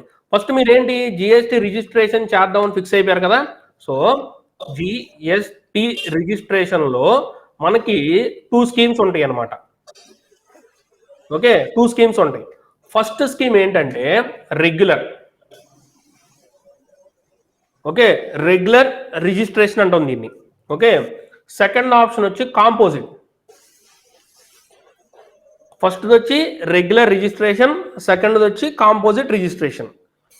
సో రెగ్యులర్ రిజిస్ట్రేషన్ అంటే ఏంటి, కాంపోజిట్ రిజిస్ట్రేషన్ అంటే ఏంటి? రెగ్యులర్ రిజిస్ట్రేషన్ అంటే రూల్స్ అండ్ రెగ్యులేషన్స్ చాలా ఉంటాయి, మనం చాలా వాటిని ఫాలో అవ్వాలి. ఓకే, కాంపోజిట్ రిజిస్ట్రేషన్ అనేది చాలా చిన్న బిజినెస్ వాళ్ళు ఆ రిజిస్ట్రేషన్ చేసుకుంటారండి. దీనికి టర్న్ ఓవర్ లిమిట్ ఏంటంటే ఎవరికి, కాంపోజిట్ వాళ్ళకి. So first basic turn over limit GST registration తీసుకోవాలి అంటే 40 lakhs కదా గూడ్స్కి, సర్వీసెస్కి అయితే 20 lakhs కదా. సో మనం ఇప్పుడు జిఎస్టీ రిజిస్ట్రేషన్ తీసుకుంటున్నప్పుడు ఈ కాంపోజిట్ స్కీమ్ కింద మనకి ఎన్రోల్మెంట్ అవ్వాలి అంటే మనకి ఎంత టర్న్ ఓవర్ లిమిట్, 1.5 crores. అంటే మీ టర్న్ ఓవర్ 1.5 crores ఉన్నంత వరకు మీరు కాంపోజిట్లో ఉండొచ్చు. సో ఎప్పుడైతే మీ టర్న్ ఓవర్ 1.5 crores దాటుతుందో అప్పుడు ఇంకా మీరు ఈ కాంపోజిట్ స్కీమ్కి ఎలిజిబుల్ కాదు, కంపల్సరీ మీరు రెగ్యులర్లోకి వచ్చేయాలి. ఓకే, సో సింపుల్గా చెప్తాను డిఫరెన్స్ రెండింటికి. సో కాంపోజిట్ స్కీమ్ వాళ్ళు ఏం చేయొచ్చు అంటే ప్రతి క్వార్టర్కి మనం ఎన్ని క్వార్టర్స్ ఉంటాయండి, 1 2 3 4. సో టోటల్గా 4 quarters ఉంటాయి కదా. ఈ 4 quartersకి ఫస్ట్ క్వార్టర్లో ఒక జిఎస్టీ రిటర్న్ ఫైల్ చేస్తాం. సో సెకండ్ క్వార్టర్లో ఇంకొక జిఎస్టీ, థర్డ్ క్వార్టర్లో ఇంకొకటి, సో ఫోర్త్ క్వార్టర్లో ఇంకొక జిఎస్టీ రిటర్న్ ఫైల్ చేస్తాం. అంటే దాని మీనింగ్ ఏంటి, ఫర్ ఎవ్రీ 3 months ఒక జిఎస్టీ రిటర్న్ ఫైల్ చేస్తే సరిపోద్ది. ఓకే, ఒక జిఎస్టీ రిటర్న్ ఫైల్ చేస్తే సరిపోద్ది ఎవ్రీ 3 months. అప్పుడు టోటల్గా ఎన్ని జిఎస్టీ రిటర్న్స్ ఫైల్ చేస్తున్నాం, టోటల్గా 4 జిఎస్టీ రిటర్న్స్ మనం ఫైల్ చేస్తున్నాం. ఎవరికి, కాంపోజిట్ పర్సన్కి. అర్థమైందండి? ఇప్పుడు సార్ రిటర్న్స్ వరకు ఏమైనా ఎగ్జామ్షన్ వేరేది ఏమైనా ఉందా అంటే, ఈ కాంపోజిట్ పర్సన్స్ ఏం చేయొచ్చు అంటే, ఇప్పుడు ఫర్ ఎగ్జాంపుల్ నా సేల్ అనేది అంటే కాంపోజిట్ రిజిస్ట్రేషన్ పర్సన్కి సేల్ అనేది 1 lakh ఉందనుకోండి. అర్థమైందా? ఆ 3 months కలిపి నాకు 1 lakh ఉంది సేల్, లేకపోతే ఈచ్ మంత్ 1 lakh ఉండి టోటల్గా 3 monthsకి నాకు సేల్ అనేది 3 lakhs ఉందనుకోండి. ఇప్పుడు ఈ 3 lakhs మీద 1% ట్యాక్స్ కడితే సరిపోతుంది. అంటే 3000 rupees ట్యాక్స్ పే చేస్తే సరిపోతుంది ఆ 3 lakhs మీద. నేను చెప్పుకున్న ట్యాక్స్ రేట్లకి కాంపోజిషన్ వాళ్ళకి అది సంబంధం లేదు. అర్థమైందా? క్లారిటీ ఉందండి మీకు ఇప్పుడు చెప్పింది. మనం నేను చెప్పుకున్న 5%, 12%, 18%, 28% ట్యాక్స్ రేట్లతో సంబంధం లేదు కాంపోజిట్ వాళ్ళకి. వాళ్ళు ప్రతి మంత్ ఎంతైతే సేల్ చేశారో ఆ టోటల్గా వచ్చిన సేల్లో నుంచి డైరెక్ట్గా 1% క్యాలిక్యులేట్ చేసి ఆ సిజిఎస్టీ అమౌంట్, ఎస్జిఎస్టీ అమౌంట్ డిఫరెంట్గా కట్టేస్తే సరిపోతుంది. అదే వాళ్ళు చేసే పని, ఇంకెంతకు మించి వాళ్ళు ఏం చేయాల్సిన అవసరం లేదు. సో కాంపోజిట్ వాళ్ళకి. అర్థమైందండి? సో కాంపోజిట్ కింద ఎంత ఫ్లెక్సిబిలిటీ ఇచ్చినప్పుడు దానికి ఏదో ఒక లూప్ హోల్ పెడుతుంది గవర్నమెంట్, అవునా? సో అలాంటి చాలా లూప్ హోల్స్ ఉంటాయి. అర్థమైందండి? ఏదైనా సింపుల్గా ఒకటి ఇచ్చిందంటే దానికి సంబంధించింది ఏదో ఒకటి ఉంటూనే ఉంటాయి. అయితే రెగ్యులర్ గురించి డిస్కస్ చేసిన తర్వాత మీకు దాని గురించి చెప్తాను మీకు. ఇదిగోండి. సో రెగ్యులర్ వాళ్ళు ఏం చేయాలి, ఎవ్రీ మంత్ సో 2 returns అనేది ఫైల్ చేయాలి. అది ఏ రిటర్న్స్ అనేది మీకు తర్వాత చెప్తాను నేను. ఓకే, సో వీళ్ళు ఇన్వాయిస్లు అనేది ప్రాపర్గా మెయింటైన్ చేయాలి. అర్థమైందా? వీళ్ళు ఇచ్చే బిల్స్ కానీ, పర్చేస్ చేసిన బిల్స్ కానీ ఇవన్నీ ప్రాపర్గా మెయింటైన్ చేయాలి. సో దానికి సంబంధించిన కొన్ని రూల్స్ కానీ, రెగ్యులేషన్స్ ఇవన్నీ ఉంటాయి. సో అన్నీ ఫాలో అవ్వాలి. మంత్లీ ఎన్ని రిటర్న్స్ ఫైల్ చేయాలి, సో 2 రిటర్న్స్ అనేది కంపల్సరీగా వాళ్ళు ఫైల్ చేయాల్సిందే 100%. సో ఇన్వాయిసెస్ కూడా వాళ్ళు ప్రాపర్గా మెయింటైన్ చేయాలి. వీటన్నిటితో కంపేర్ చేసుకుంటే సార్ మన కాంపోజిట్ కొద్దిగా ఈజీగా ఉంది అనుకుంటారు కదా, కానీ కాంపోజిట్ వాళ్ళకి ఏదైతే రిజిస్ట్రేషన్ చేసుకుంటారో బిజినెస్ అనేది రిస్ట్రిక్ట్ అయిపోద్ది. అంటే ఏంటి, వాళ్ళు ఫ్రీ హ్యాండ్గా బిజినెస్ చేయలేరు. ఎలాగా ఎగ్జాంపుల్గా చెప్తాను చూడండి. ఇప్పుడు మనం స్విగ్గీ జొమాటోలో రిజిస్టర్ అవ్వాలనుకున్నాం అనుకోండి, ఓకే, ఇందాక మనం చెప్పుకున్న క్లౌడ్ కిచెన్ రిజిస్టర్ అవ్వాలనుకున్నాం అనుకోండి, మనకి కాంపోజిషన్ వర్తించదు, మనం ఆన్లైన్లో అమ్మలేము. సో మనం కంపల్సరీ జిఎస్టీ రిజిస్ట్రేషన్ చేసుకోవాలి, ఏంటి రెగ్యులర్ కిందే. అదే అమెజాన్ దాంట్లో సేల్ చేయాలనుకోండి చేయలేం, మనం కాంపోజిట్ తీసుకుంటే చేయలేం. సో కంపల్సరీ రెగ్యులరే తీసుకోవాలి మనం. ఓకే, మనం వేరే స్టేట్ వాళ్ళకి ఏమైనా సేల్ చేయాలనుకోండి, సో కాంపోజిట్ చేయలేం, రెగ్యులరే తీసుకోవాలి. ఓకే, వీటన్నిటిని కాకుండా ఒక మెయిన్ ఇంపార్టెంట్ బెనిఫిట్ ఒకటి ఉంటుంది రెగ్యులర్కి కాంపోజిట్కి డిఫరెన్స్ కంపేర్ చేసుకుంటే. రెగ్యులర్ వాళ్ళకు ఉన్న బెనిఫిట్ అనేది కాంపోజిట్ వాళ్ళకు ఉండదు. ఏంటంటే ఐటీసీ అండి. ఓకే, దాన్ని ఏమంటారంటే ఐటీసీ అంటాం, input tax credit. Input tax credit. Okay, input tax credit అంటారనమాట. వీళ్ళిద్దరిలో కంపేర్ చేసుకుంటే రెగ్యులర్ బెనిఫిట్ ఏంటంటే ఈ ఐటీసీ అవైలబుల్గా ఉంటుంది. నిన్న క్లాస్ మీరు అర్థం చేసుకుంటే మనం గవర్నమెంట్కి పే చేసేది ఒక ఎగ్జాంపుల్ చూసాం. మనం ఏం ఎగ్జాంపుల్ చూసాం? So output tax, input tax గురించి మనం మాట్లాడుకున్నాం, అవునా? సో ఇన్పుట్ ట్యాక్స్ ఎంతైతే వచ్చిందో అవుట్పుట్ ట్యాక్స్ మనం ఎంతైతే కలెక్ట్ చేసామో ఆ డిఫరెన్స్ అమౌంటే కదా గవర్నమెంట్కి పే చేయాల్సింది. ఇక్కడ ఆ కాన్సెప్ట్ ఉండదు కాంపోజిషన్ వాళ్ళకి. వాళ్ళు ఏం చేస్తున్నారు, ఎంతైతే టర్న్ ఓవర్ చేశారో స్ట్రైట్ అవే 3,000 రూపీస్, ఎంతైతే 3 lakhsకి 1% 3,000 అనుకున్నామో అవన్నీ మన పాకెట్ల నుంచి పే చేయాలి. అర్థమైందా? కానీ రెగ్యులర్ వాళ్ళకి ఏంటి అడ్వాంటేజ్, వాళ్ళు కస్టమర్స్ దగ్గర నుంచి కలెక్ట్ చేసి ఆ అమౌంట్ గవర్నమెంట్కి పే చేస్తున్నారు. ఇక్కడ ₹1 అన్నా వాళ్ళ జోబుల నుంచి కడుతున్నారా? కట్టరా. సో రెగ్యులర్ వాళ్ళు ఎవరో జోబుల నుంచి ₹1 కూడా కట్టరు. సో కాంపోజిషన్ వాళ్ళు ఏంటంటే వాళ్ళు పాకెట్, అవుట్ ఆఫ్ పాకెట్ ఎక్స్పెన్స్ల నుంచే తీసి ట్యాక్స్ అనేది పే చేస్తూ ఉంటారు. సో మేజర్ డిఫరెన్స్ ఏంటంటే వాళ్ళిద్దరికి అక్కడే ప్రాబ్లం. కానీ ఇక్కడ మీరు అర్థం చేసుకోవాల్సింది ఏంటంటే, సార్ రెగ్యులర్ వాళ్ళకైతే మా అకౌంటెంట్ 1,500 2,000 అడుగుతున్నాడండి, కాంపోజిషన్ అయితే 3 నెలలకు ఒకసారి కదా, 500 ఇస్తే మాకు సరిపోతుంది కదా అనుకుంటే ఇంకా వాళ్ళ బిజినెస్ ఎలా చేస్తారనేది వాళ్ళ ఇష్టం. మనం ఏం లేదు, ప్రాక్టికల్గా మనం మాట్లాడుకుంటే ఇదే ఆలోచించేది వాళ్ళు. నెల 2 ఎందుకండి, 2 రెట్లు అంటే 1,500 అడుగుతున్నాడు, 1,500 కన్నా 3 నెలలకు ఒకసారి 500 ₹1,000 సరిపోతుంది కదా అన్న ఆలోచించే వాళ్ళు ఉంటారు. కానీ నెల వీళ్ళు కట్టే ట్యాక్స్ ఎంత కడుతున్నారు అనేది ఆలోచించరు, అంతే కదా, 3 నెలలకు ఒకసారి. సో మనకి బిజినెస్ కనుక ప్రాపర్గా రన్ అవ్వాలంటే ప్రాపర్ డెసిషన్ తీసుకోవడం అనేది ఇంపార్టెంట్ మనకి. క్లియర్? ఇప్పుడు మనం కాంపోజిట్ రిజిస్ట్రేషన్ తీసుకోవాలా లేకపోతే రెగ్యులర్ రిజిస్ట్రేషన్ తీసుకోవాలా అనేది చెక్ చేసుకున్నాం కదా. ఇప్పుడు రెగ్యులర్ రిజిస్ట్రేషన్ అంటే ఎలా చేయాలి, కాంపోజిట్ రిజిస్ట్రేషన్ ఎలా చేయాలి అనేది డిఫరెంట్ 2 రకాలే ఉన్నదండి. జస్ట్ మనం రిజిస్ట్రేషన్ చేసేటప్పుడు మనకు ఒక ఆప్షన్ ఉంటుంది, ఆ ఆప్షన్ మనం సెలెక్ట్ చేసుకుంటే సరిపోతుంది. ఓకే, లిమిట్స్ అర్థమైంది కదా.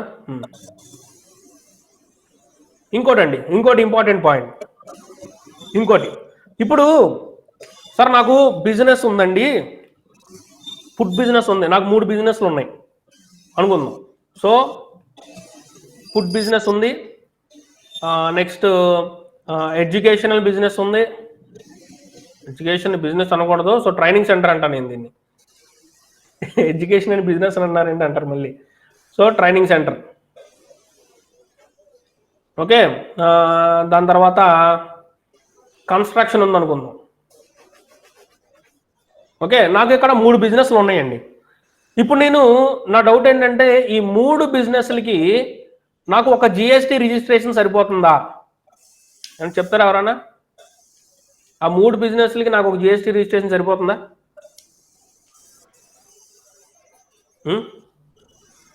3 బిజినెస్లకి నాకు ఒక జిఎస్టీ రిజిస్ట్రేషన్ సరిపోతుందా? Any answers?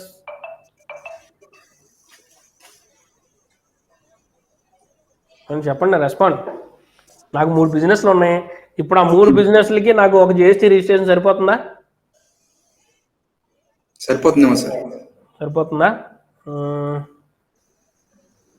సార్ మీరు సార్ మీరు ఇంకా సునీత గారు అసలు మీరు మాట్లాడటం లేదు. సునీత గారు చెప్పండి సార్, వింటున్నాను సార్. మీ వాయిస్ విన్నామంటే ఓకే సార్. ఇంకొక పర్సన్ ఉన్నారు, వాళ్ళే జాయిన్ అయ్యారు కదా. Yes sir. ఓకే, మీరు చెప్పండి. ఒక ఆప్షనే కదా, చెప్పడమే కదా. మనకు 3 బిజినెస్లు ఉన్నాయి. ఆ 3 బిజినెస్లకి నాకు ఒక జిఎస్టీ రిజిస్ట్రేషన్ సరిపోద్దా, లేకపోతే మూడింటికి నేను 3 రిజిస్ట్రేషన్ తీసుకోవాలా సార్? అయితే మీకు ఇక్కడ 2 ఆప్షన్స్ ఇచ్చాను, అయితే అది లేకపోతే ఇది, ఏదో ఒకటి తీసుకోండి ఆప్షన్.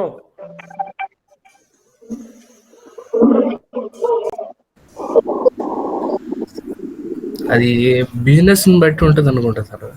ఓకే, బిజినెస్ మనం చేసే బిజినెస్ బట్టి, అంటే అది నేచర్ బట్టి. అంటే ఇప్పుడు మనం ఒకటే నేమ్ మీద కంటిన్యూ చేస్తే ఒక జిఎస్టీ నెంబర్ తో కంటిన్యూ చేయొచ్చు అనుకుంటా. ఓకే ఓకే అంటే ఏం లేదండి, మీరు నాకు ఎక్స్ప్లెయిన్ చేశారు అనుకోండి, నేను దాన్ని అనలైజ్ చేయొచ్చు. సో మీరు ఎలా ఆలోచిస్తున్నారు, అలా కాదు, ఎలా ఆలోచించవచ్చు అని చెప్పి నేను మీకు ఎక్స్ప్లెయిన్ చేయొచ్చు. ఓకే, దానివల్ల అది మీకే అడ్వాంటేజ్. నాదేముంది, నేను చెప్పుకుంటూ వెళ్ళిపోతే కంప్లీట్ అయిపోతూ ఉంటుంది, అది కాదు కదా. సో లైవ్ క్లాస్ అంటే అదే కదా మీనింగ్. ఒక కాన్వర్జేషన్ అనేది బిల్డ్ అవ్వాలి మనకి. సో మీరు నన్ను అడుగుతూ ఉండాలి, నేను మీకు చెప్తూ ఉండాలి, అదే కదా. సో ఇప్పుడు మనకి 3 బిజినెస్లు ఉన్నాయి. ప్రాక్టికల్గా ఆలోచిద్దాం, మనం చూద్దాం జనరల్గా. ఇప్పుడు నాకు 3 బిజినెస్లు ఉన్నాయి అనుకున్నాం కదా. ఏది, ఫుడ్ బిజినెస్ ఉంది, కన్స్ట్రక్షన్ బిజినెస్ ఉంది, నెక్స్ట్ ఎడ్యుకేషన్ ట్రైనింగ్ సెంటర్ ఉంది అనుకున్నాం కదా. ఇప్పుడు నాకు రెగ్యులర్గా నేను రిజిస్ట్రేషన్ చేసుకున్నాను అనుకోండి, 3టికి కలిపి ఒకటే జిఎస్టీ రిజిస్ట్రేషన్ తీసుకున్నాను అనుకుందాం. ఇప్పుడు ప్రాబ్లం ఏమవుతుంది, నాకు సేల్స్ కావాలి. మంత్లీ నేను రిటర్న్స్ ఫైల్ చేయాలి అంటే ఏ బిజినెస్ నుంచి నాకు ఎంత సేల్ అవుతుంది అనేది ఒక్కొక్క బిజినెస్ నుంచి నాకు విడివిడిగా తెలియాలి, అవునా. ఇప్పుడు నేను 3టిని కలిపి వేసాను అనుకోండి, ఓకే, అప్పుడు నాకు ఏమవుద్ది, 3టికి నేను ఒకటే బ్యాంక్ అకౌంట్ మెయింటైన్ చేయాలి. నేను ఒకటే బ్యాంక్ అకౌంట్ మెయింటైన్ చేస్తే అసలు ఏ బిజినెస్ నుంచి ఎంతంత సేల్ వస్తుంది ఏంటి అనేది మనకి ఏదన్నా తెలియడానికి ఒక అవకాశం ఉంటుందా, ఏమండి? పోనీ ఇప్పుడు నాకు ఫుడ్ బిజినెస్ లో నాకు ఇన్పుట్ వస్తుంది, ఓకే, ఇన్పుట్ ఐటీసీ నేను పర్చేస్ చేస్తూ ఉంటాను కదా, నాకు ఐటీసీ వస్తుంది. కన్స్ట్రక్షన్ దాంట్లో నేను పర్చేస్ చేస్తూ ఉంటాను కాబట్టి, ఐరన్ కానీ సిమెంట్లు కానీ ఇలాంటివి పర్చేస్ చేస్తూ ఉంటాను కాబట్టి దాని నుంచి కూడా నాకు ఐటీసీ వస్తుంది. ఇప్పుడు దేని నుంచి ఎంతంత ఐటీసీ వస్తున్నాయి, మనం దేని నుంచి దేనికి ఐటీసీ పేమెంట్ చేయాలి, సేల్స్ కి ఎలా సెట్ ఆఫ్ చేసుకోవాలి అనేది అసలు ఏదన్నా మనం క్లారిటీ ఉంటుందా మనం చేసే బిజినెస్ మనకి, అవునా. ఇది నార్మల్ గా మనం ఆలోచించేది ఇలాగా, ఈ పరంగా, అవునా. గవర్నమెంట్ పరంగా కూడా డిక్లేర్ ఏం చేసిందంటే, మీరు సపరేట్ బిజినెస్ ఉన్నప్పుడు, okay, separate set of business నేను అనేది ఉన్నప్పుడు మీరు సపరేట్ జిఎస్టీ రిజిస్ట్రేషన్ మెయింటైన్ చేసుకోవాలి. అర్థమైందా? ఈచ్ బిజినెస్ కి సపరేట్ జిఎస్టీ రిజిస్ట్రేషన్స్ ఉండాలి. ఈ ప్రాక్టికల్ గా ఈ టెక్నికల్ గా మనం చెప్పుకునేది మీకు ఎక్కడ క్లారిటీ ఉండదండి, ఎక్కడ దొరకవు మీకు, ఓకే. కొద్దిగా అందుకని ఒకసారి ఒక్క నిమిషం అండి. హలో,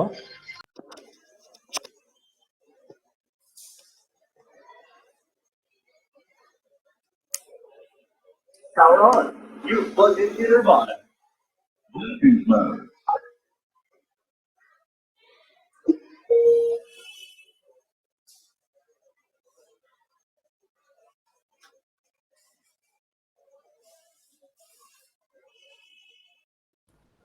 సరేనండి, ఏది చెప్తున్నాను. ఇప్పుడు 3 బిజినెస్లకి మనం సపరేట్ గానే జిఎస్టీ రిజిస్ట్రేషన్ తీసుకోవాలి, ఓకే. సో ఏ బిజినెస్, ఇప్పుడు 3 సపరేట్ బిజినెస్లు అయ్యి అంటే దాని వే కూడా సపరేట్. ఇప్పుడు ఫుడ్ బిజినెస్ కి కన్స్ట్రక్షన్ కి అసలు సంబంధం లేదు, అవునా. అలాగే ఈ ట్రైనింగ్ సెంటర్ కి కన్స్ట్రక్షన్ కి అసలు సంబంధం లేదు. 3 సపరేట్ బిజినెస్లు కదా. సో మనం ఏం చేయాలంటే 3టికి మనం సపరేట్ రిజిస్ట్రేషన్స్ తీసుకోవాలి. అయితే ఇక్కడ నాకు ఫుడ్ బిజినెస్ నేను వేరే చోట వేరే బ్రాంచ్ పెడుతున్నానండి, ఓకే. ఫుడ్ బిజినెస్ నేను ఏం చేస్తున్నాను, మా ఊర్లోనే లేకపోతే వేరే ఊర్లోనో ఇంకో బ్రాంచ్ పెడుతున్నాను నేను. అప్పుడు నేను ఏం చేయొచ్చు, ఆ రెండింటిని కలిపి నేను ఒక జిఎస్టీ రిజిస్ట్రేషన్ మెయింటైన్ చేయొచ్చు. దాని డిఫరెన్స్ అర్థమైందా మీకు నేను చెప్పింది? నేను చెప్పిన అర్థమైందా మీకు? అర్థం కాలేదా? సో డిఫరెన్స్ ఏంటంటే, సేమ్ టైప్ ఆఫ్ బిజినెస్ కి నేను వేరే బ్రాంచ్ పెట్టాను అంటే అది సేమ్ జిఎస్టీ నెంబర్తో మనం మెయింటైన్ చేయొచ్చు. అదే వేరే వేరే సెట్ ఆఫ్ బిజినెస్ ఏమైనా పెట్టినప్పుడు ఏ బిజినెస్ కి సంబంధించిన జిఎస్టీ రిజిస్ట్రేషన్ ఆ బిజినెస్ కే ఉండాలి మనకి. ఇక్కడ ఇంకొక పాయింట్ ఏంటంటే, ఇప్పుడు నేను పెట్టే బ్రాంచ్ అనేది మన స్టేట్ లో కాకుండా నేను వేరే స్టేట్ లో పెడుతున్నానండి. ఓకే, మన ఆంధ్రాలో కాకుండా నేను తీసుకెళ్లి హైదరాబాద్ లో తెలంగాణలో ఇంకో బ్రాంచ్ పెడుతున్నా. అప్పుడు నేను సేమ్ జిఎస్టీ నెంబర్ నేను వాడచ్చా అంటే అప్పుడు వాడకూడదు మళ్ళీ. ఓకే, స్టేట్ లోనే సేమ్ జిఎస్టీ నెంబర్ మనం యూజ్ చేయాలి. అదే మన స్టేట్ మారింది అనుకోండి, అక్కడ సపరేట్ గా వేరే జిఎస్టీ నెంబర్ అనేది తీసుకోవాల్సిందే కంపల్సరీగా మనం. క్లారిటీ వచ్చిందా? ఇక్కడ మనం జిఎస్టీ రిజిస్ట్రేషన్ తీసుకునేటప్పుడు మనకి కావాల్సింది ఏంటంటే అగ్రిగేట్ టర్న్ ఓవర్ అని అంటారు. టర్న్ ఓవర్ వేరు, అగ్రిగేట్ టర్న్ ఓవర్ అనమాట. అగ్రిగేట్ టర్న్ ఓవర్ అంటే సేమ్ పాన్ నెంబర్ మీద ఎన్నైతే జిఎస్టీ రిజిస్టర్ అయి ఉన్నాయో వాటి అన్నిటి టర్న్ ఓవర్ కలిపి అగ్రిగేట్ టర్న్ ఓవర్ అని పిలుస్తాం మనం. అర్థమైందా? ఇప్పుడు నాకు ఫుడ్ బిజినెస్ అనేది 3 బ్రాంచ్లు ఉన్నాయి అనుకుందాం. ఓకే, నెక్స్ట్ అలాగే నా పాన్ నెంబర్తో లింక్ అయిన నా జిఎస్టీ నెంబర్ బేస్ చేసుకొని వేరే వేరే బిజినెస్లు కూడా ఉన్నాయి. సో దేనికైనా సరే పాన్ నెంబర్ నాదే కదా ఉంది. సో నా పాన్ నెంబర్తో లింక్ అయిన ఎన్నైతే జిఎస్టీలు ఉన్నాయో ఆ జిఎస్టీలు అన్ని కలిపితో వచ్చిన టర్న్ ఓవరే అగ్రిగేట్ టర్న్ ఓవర్. అర్థమైందా? ఇప్పుడు ఎందుకని ఇంత క్లారిటీ చెప్తున్నానంటే మీకు, ఇప్పుడు నాకు ఫుడ్ బిజినెస్ లో ఇదిగోండి, ఫుడ్ బిజినెస్ లో నాకు వచ్చి ఒక 15 lakhs ఉందనుకున్నాం టర్న్ ఓవర్. ఓకే, ఈ ట్రైనింగ్ సెంటర్ ద్వారా 15 lakhs ఇది.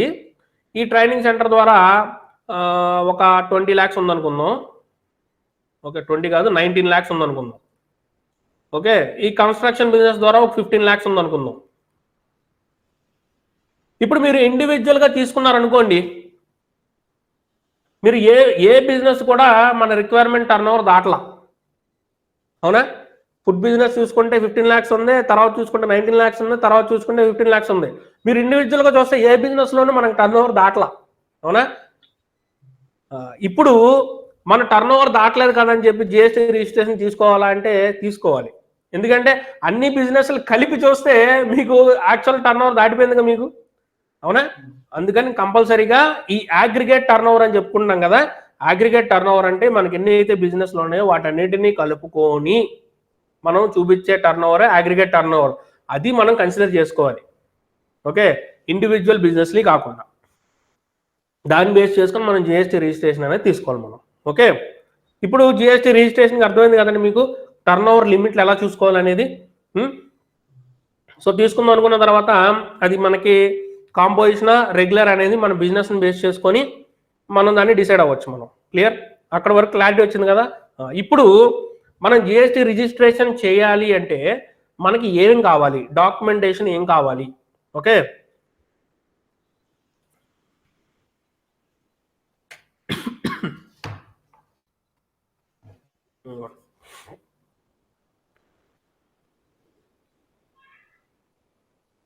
documents required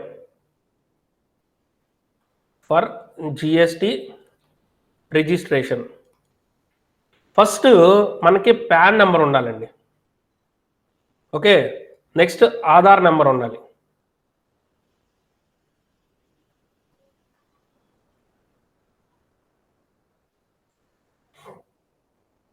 తర్వాత రెంటల్ అగ్రిమెంట్ ఉండాలి. ఓకే, ఈ రెంటల్ అగ్రిమెంట్కి ఒక ప్రాపర్టీ ట్యాక్స్ ప్రూఫ్ ఉండాలి. ఓకే, ప్రాపర్టీ ట్యాక్స్ అనేది ఒక ప్రూఫ్ ఉండాలి. దాని తర్వాత మెయిల్ ఐడి ఉండాలి, ఫోన్ నెంబర్, తర్వాత ఫోటో ఆ ఓనర్ యొక్క ఫోటో. ఓకే, ఆ ఓనర్ యొక్క ఫోటో. సో ఈ డాక్యుమెంటేషన్ పార్ట్ అంతా ఉంటే మనం జిఎస్టీ రిజిస్ట్రేషన్ అనేది చేసేయచ్చు. ఓకే, ఇక్కడ మెయిన్ రిక్వైర్మెంట్ ఏంటంటే మీ పాన్ నెంబర్తో, అర్థమైందా, మీ పాన్ నెంబర్లో పేరు ఉంటుంది. మనం ప్రాక్టికల్గా చేసేటప్పుడు కొన్ని ఇష్యూస్ వస్తూ ఉంటాయి. ఏంటి, మీ పాన్ నెంబర్లో సపోజు మెట్టు వీర శ్రీనివాస్ లిఖిత్ అని పేరు ఉందండి. ఓకే, బయట కార్డు మీద ఏమో MVS లిఖిత్ అని ఉంటుంది. మీకు కార్డు మీద పేరే కనిపిస్తుంది. లోపలికి వెళ్ళిన తర్వాత మీకు పాన్ డేటాబేస్లో ఏ పేరు ఉందనే తెలియదు. ఎందుకంటే మీరు పాన్ అప్లికేషన్ ఫిల్ చేసేటప్పుడే నేమ్ టు బి ప్రింటెడ్ అని కార్డ్ అని చెప్పి కనిపిస్తుంది మీకు. సో కార్డు మీద పేరు ఎలా కనిపించాలని వస్తుంది. ఆ పాన్ డేటాబేస్లో ఎంటర్ చేసేది ఎవరు? ఆ పాన్ నెంబర్ మీకు ఇచ్చా పాన్ అప్లికేషన్ ఫిల్ చేస్తారు కదా ఆన్లైన్లో, వాళ్ళు ఏం చేస్తారు, ఎంత పెద్ద పేరు ఉంటే వాళ్ళు జస్ట్ MVS లిఖిత్ అని కొట్టేస్తారు అక్కడ ఆన్లైన్లో. కానీ మన పాన్ కార్డు మీద ఏమో మెట్టు వీర శ్రీనివాస్ లిఖిత్ అని చెప్పి ఫుల్ నేమ్ కనిపిస్తుంది. కానీ మీరు ఇక్కడ GST వెబ్సైట్లో ఆ ఫుల్ నేమ్ మీరు ఎంటర్ చేస్తే డేటాబేస్ మ్యాచ్ అవ్వలేదని చెప్పి ఎర్రర్ వస్తుంది. అర్థమైందండి? అప్పుడు మనం ఏం చేయాలి? అప్పుడు ఆ రిజిస్ట్రేషన్ చేసేటప్పుడు ఏం చేయాలి? మన ఇన్కమ్ ట్యాక్స్ వెబ్సైట్లోకి వెళ్ళి జస్ట్ ఒక 10 రూపాయలు పెట్టి ఒక చలాన్ తీయండి.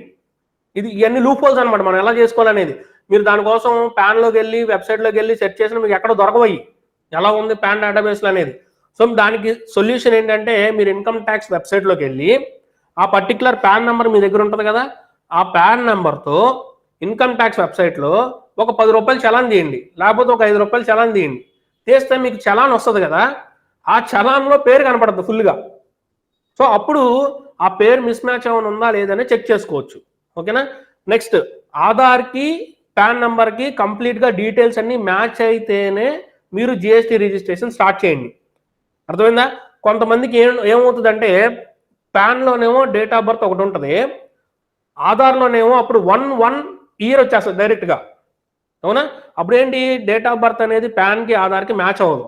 అప్పుడు కూడా మీరు ప్రాబ్లం ఫేస్ చేస్తారు. ఎక్కడ ప్రాబ్లం ఫేస్ చేస్తారంటే అప్లికేషన్ మొత్తం కంప్లీట్ అయిపోయిన తర్వాత లాస్ట్లో ఆధార్ అథెంటికేషన్ చేయాలి. అంటే ఆధార్ OTPతో మనం ఎంటర్ చేసి వెరిఫై చేయాలి దాన్ని. అలా వెరిఫై చేస్తేనే మీకు అప్లికేషన్ అనేది సబ్మిట్ అవుతుంది.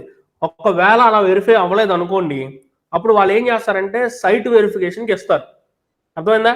సైట్ వెరిఫికేషన్కి వెళ్ళింది అంటే GST ఆఫీస్ నుంచి ఒక పర్సన్ మీ ఆఫీస్కి వచ్చి అది మొత్తం వెరిఫై చేసి మీతో ఫొటోస్ తిప్పి ఆ రిపోర్ట్ రాసుకొని వాళ్ళు సబ్మిట్ చేస్తే కానీ మీకు GST రిజిస్ట్రేషన్ రాదు. ఒకసారి డిపార్ట్మెంట్ నుంచి మన దగ్గరికి వచ్చారు అంటే మనం కొద్దిగా అన్ని డీటెయిల్స్ ఇవ్వాల్సి వస్తూ ఉంటుంది. ఓకే, అందుకని మీరు ఏం చేస్తారంటే ఆధార్తో మొబైల్ నెంబర్ లింక్ అయ్యి ఆధార్కి పాన్కి డీటెయిల్స్ అన్నీ ఓకే అయితేనే మీరు ఏం చేయొచ్చు, GST రిజిస్ట్రేషన్ స్టార్ట్ చేయండి. ఓకే, సో ఇప్పుడు మీకు ప్రాపర్గా ఏ డాక్యుమెంట్స్ కావాలి ఎలా కావాలని చెప్పాను కదా మీకు ఇక్కడ.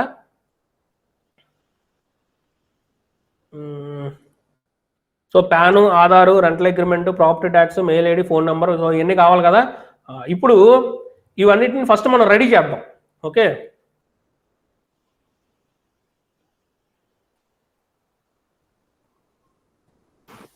సో ఇది ఫోటో.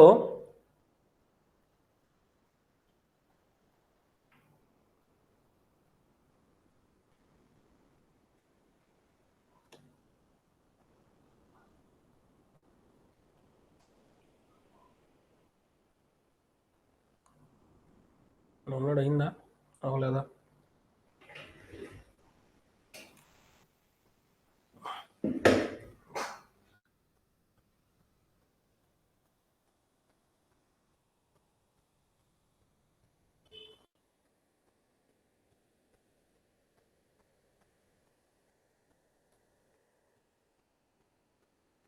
ఏమన్నా వినిపిస్తుందా వాయిస్? వినిపిస్తుందండి. అంటే ఏం లేదు, నాది స్క్రీన్ హ్యాంగ్ అయినట్టు కనిపిస్తుంది.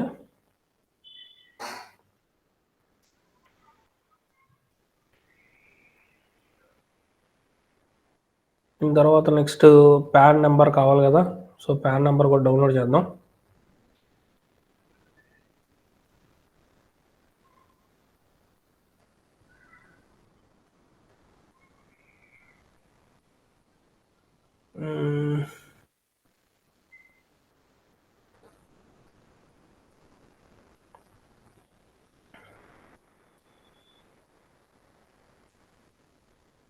దాని తర్వాత ఆధార్, ఫోటో ఆల్రెడీ డౌన్లోడ్ చేశాం కదా. దాని తర్వాత రెంటల్ అగ్రిమెంట్, దాని తర్వాత ప్రాపర్టీ ట్యాక్స్. ఓకే, సో కావాల్సినవన్నీ మనం ఇక్కడ డౌన్లోడ్ చేసాం కదా, ఆధార్ ఒకటి, పాన్ ఒకటి, ఫోటో ఒకటి, property tax, rental agreement. Okay fine. So ఇప్పుడు మనం GST వెబ్సైట్ ఓపెన్ చేద్దామండి. GST.gov.in. ఓకే, ఇది GST వెబ్సైట్. క్లియర్. ఇక్కడ మనం ఆల్రెడీ మనకి జిఎస్టీ రిజిస్ట్రేషన్ ఉంటే మనం ఇక్కడ లాగిన్ అవుతాం. ఓకే, ఫస్ట్ టైం మనం జిఎస్టీ సర్టిఫికేట్ కోసం అప్డేట్ చేస్తున్నాం కాబట్టి రిజిస్టర్లోకి వెళ్ళిన తర్వాత మనకి ఒక పాపప్ వస్తుంది ఇక్కడ. ఓకే, సో న్యూ రిజిస్ట్రేషన్ కావాలి మనకు. First TR temporary reference number ఎప్పుడు వస్తుంది అనేది మీకు చూపిస్తాను నేను. సో ఫస్ట్ న్యూ రిజిస్ట్రేషన్ దగ్గరికి వెళ్ళిన తర్వాత ఇక్కడ మీరు ఎందుకు రిజిస్ట్రేషన్ చేస్తున్నారు, మీరు ఏంటి అనేది అడుగుతుంది మనకి. సో మనం ఏంటి, ట్యాక్స్ పేయర్ అనమాట మనం. ఓకే, సో ట్యాక్స్ పేయర్ కాబట్టి మనం ఫస్ట్ ట్యాక్స్ పేయర్ సెలెక్ట్ చేసుకుంటున్నాం. తర్వాత మన స్టేట్, ఈ రెండు చాలా చాలా ఇంపార్టెంట్ అండి. ఎందుకంటే మనం దీన్ని బేస్ చేసుకొని మనం జిఎస్టీ లోపల సెట్టింగ్స్ అనేవి మారిపోతూ ఉంటాయి మనకి. ఓకే, సో మన స్టేట్ అనేది కూడా చాలా జాగ్రత్తగా సెలెక్ట్ చేసుకోవాలి మీరు. Next district Krishna. ఇక్కడ legal name of the business అన్నాడు కదా. సో బిజినెస్ అంటే మీరు బిజినెస్ నేమ్ ఇవ్వకూడదు. ఇక్కడ మన పాన్ నెంబర్ మీద ఏదైతే డీటెయిల్స్ ఉన్నాయో ఆ డీటెయిల్స్ ఇవ్వాలి మనం. ఓకే ఓకే, నెక్స్ట్ ఇక్కడ పాన్ నెంబర్ అండి మనకు కావాల్సింది. సో పాన్ నెంబర్ జీజేపీపీఎస్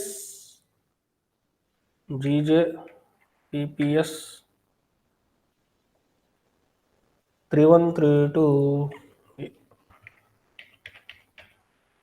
ఓకే, ఇక్కడ మీరు ఏదైతే మెయిల్ ఐడి ఇస్తారో ఇంకా జిఎస్టీ పరంగా డీటెయిల్స్ ఏమన్నా కావాలన్నా కంప్లీట్గా ఈ మెయిల్ ఐడికే వస్తాయండి.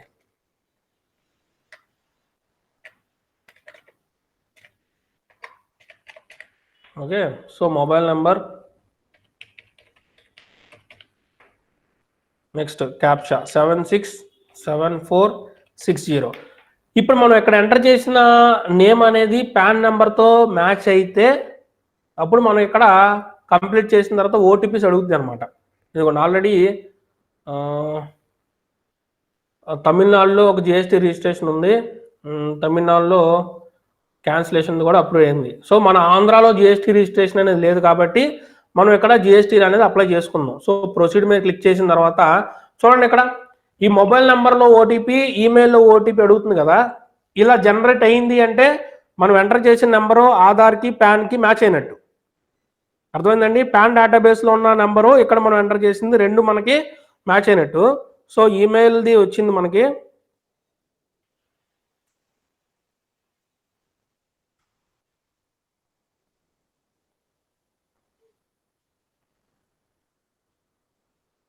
ఓకే, ఈమెయిల్ వచ్చి 653990.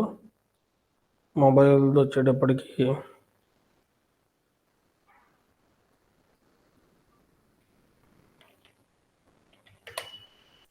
ప్రొసీడ్. ఇదిగోండి. సో ఇప్పుడు మనం ఎప్పుడైతే ఫస్ట్ మన పాన్ నెంబర్ను వ్యాలిడేట్ చేస్తామో అప్పుడు మనకి టీఆర్ఎన్ నెంబర్ జనరేట్ అయిందండి. ఓకే, ఇప్పుడు ఈ టీఆర్ఎన్ నెంబర్ని మీరు కాపీ చేసుకోండి. Okay, TRN temporary reference number, దీన్ని మనం కాపీ చేసిన తర్వాత ఇదిగోండి ఇందాక మనం న్యూలోకి వెళ్ళి చేసాం కదా, ఇప్పుడు టీఆర్ఎన్ వచ్చింది మనకి. సో టీఆర్ఎన్ దగ్గరికి వెళ్ళి 581432 ప్రొసీడ్. ఓకే, ఇప్పుడు మనం ఇందాక రిజిస్టర్ చేసిన మెయిల్ ఐడికి యాజ్ వెల్ యాజ్ మొబైల్ నెంబర్కి రెండింటికి ఓటీపీలు వస్తాయి, సేమ్ ఓటీపీ ఉంటుంది. సో 441257. ఇప్పుడు ప్రొసీడ్ మీద క్లిక్ చేయగానే మనకి యాక్చువల్గా అప్లికేషన్ ఫామ్ ఓపెన్ అయిందండి. ఓకే, ఇదిగోండి ఇక్కడ మనం జిఎస్టీకి సంబంధించిన డీటెయిల్స్ అన్ని మనం అప్డేట్ చేయాలి. సో మనం చేసేది ఫుడ్ బిజినెస్కి సంబంధించిన దానికి అప్లై చేస్తున్నాం అనమాట. ఓకే, సో దానికి సంబంధించినట్టుగానే మనం డీటెయిల్స్ అన్ని ఇవ్వాలి. ఇదిగోండి, సో లీగల్ నేమ్ అన్నప్పుడు నేమ్ మ్యాచ్ అయింది కదా అక్కడ. సో అందుకనే నేమ్ వచ్చింది డైరెక్ట్గా. ఇక్కడ ట్రేడ్ నేమ్ అనమాట. ట్రేడ్ నేమ్ అంటే ఏంటి, మన బిజినెస్ నేమ్. మనం ఏదైతే జిఎస్టీ రిజిస్ట్రేషన్లో బిజినెస్ నేమ్ అనుకుంటున్నామో ఆ బిజినెస్ నేమ్ అనమాట ఇది. అర్థమైందండి, అర్థమైందా, అది బిజినెస్ నేమ్. సో ఇప్పుడు ఇక్కడ బిజినెస్ ఏంటి నేమ్ అనేది చిల్ అవుట్. ఇది ఏంటి, ప్రొపరేటర్ బిజినెస్సా లేకపోతే పార్ట్నర్షిప్పా కంపెనీయా ఏంటి అనేది మనం ఇక్కడ సెలెక్ట్ చేసుకోవచ్చు. ప్రొపరేటర్ బిజినెస్ కాబట్టి అది సెలెక్ట్ చేసుకున్నాం. నెక్స్ట్ ఇక్కడ మీరు అర్థం చేసుకోవాల్సిన విషయం ఏంటంటే మన కాంపోజిట్ రిజిస్ట్రేషనా రెగ్యులర్ రిజిస్ట్రేషనా. సో ఇది స్విగ్గీ జొమాటోలోకి వీళ్ళు అప్లై చేసుకున్నారు కాబట్టి ఇది కంప్లీట్గా రెగ్యులర్ రిజిస్ట్రేషన్లోనే ఉండాలి, అవునా. ఇక్కడ ఒకవేళ మీరు కాంపోజిషన్ రిజిస్ట్రేషన్ కావాలనుకున్నారు అనుకోండి, ఇంకోండి దీని మీద క్లిక్ చేస్తే మీరు కాంపోజిట్ రిజిస్ట్రేషన్లోకి వెళ్ళిపోతారు. దీన్ని ఆఫ్ చేస్తే కాంపోజిట్ రిజిస్ట్రేషన్ నుంచి బయటకు వస్తారు. అర్థమైందా? సో దాన్ని ఏమో కదపద్దు. రెగ్యులర్ రిజిస్ట్రేషన్ అన్నప్పుడు అసలు కదపద్దు, దాన్ని అలా వదిలేయచ్చు మీరు. ఇక్కడ మీరు రిజిస్ట్రేషన్ ఎందుకు తీసుకోవాలనుకుంటున్నారు?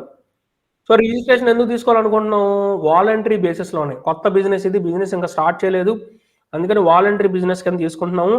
డేట్ ఆఫ్ కమెన్స్మెంట్ నేను ఇవాళ డేట్ ఇచ్చాను చూడండి. ఫ్యూచర్ డేట్ అనేది ఇక్కడ మెన్షన్ చేయడానికి లేదు, ప్రీవియస్ డేట్స్ ఏమన్నా చూసుకోవచ్చు. సో కొత్త బిజినెస్ కాబట్టి నేను ఇవాళ డేటే సెలెక్ట్ చేసుకున్నాను డైరెక్ట్గా. ఇక్కడ ఇండికేట్ ఎగ్జిస్టింగ్ రిజిస్ట్రేషన్స్, వేరే రిజిస్ట్రేషన్స్ ఏం లేవు కాబట్టి నేను దాన్ని వదిలేశాను.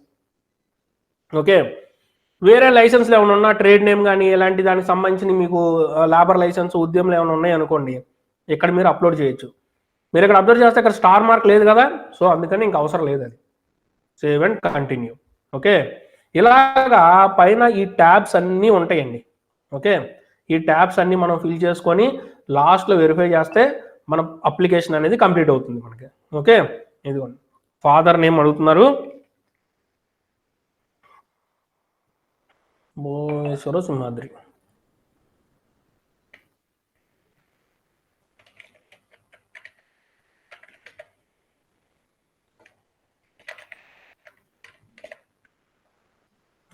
Next date of birth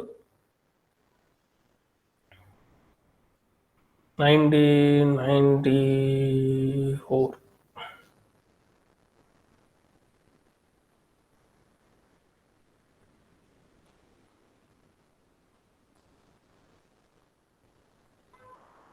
okay, date of birth, mobile number, email ID,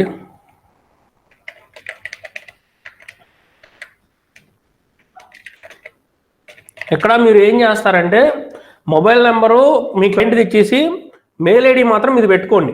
ఎందుకంటే ప్రతిసారి ఓటీపీలు వెళ్ళినప్పుడు మీ క్లయింట్ కాల్ లిఫ్ట్ చేస్తారు, కొంతమంది లిఫ్ట్ చేయరు. సో ఆ ప్రాబ్లం లేకుండా సేమ్ ఓటీపీ వాళ్ళకి మీకు వెళ్తుంది కాబట్టి ఒకసారి రిటర్న్ ఏమన్నా మనం ఫైల్ చేసినా వాళ్ళకి అప్డేట్ వెళ్తుంది. అట్ ద సేమ్ టైం మీరు ఓటీపీలు చెక్ చేసుకోవచ్చు ఎప్పటికప్పుడు. Okay, so female, so designation proprietor,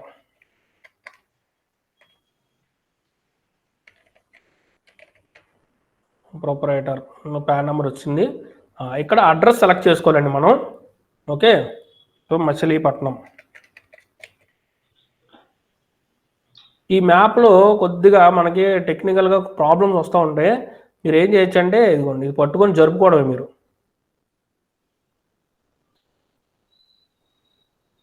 ఇది నాకు తెలిసింది కాబట్టి నేను ఊరికి జరిపేస్తున్నాను.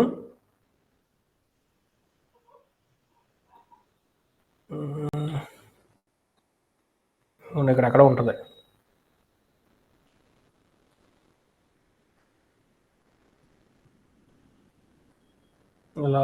ఇలా వచ్చి ఇంటి ముందు ఇదిగోండి, ఇదే ఎగ్జాక్ట్గా అంతే, కన్ఫామ్.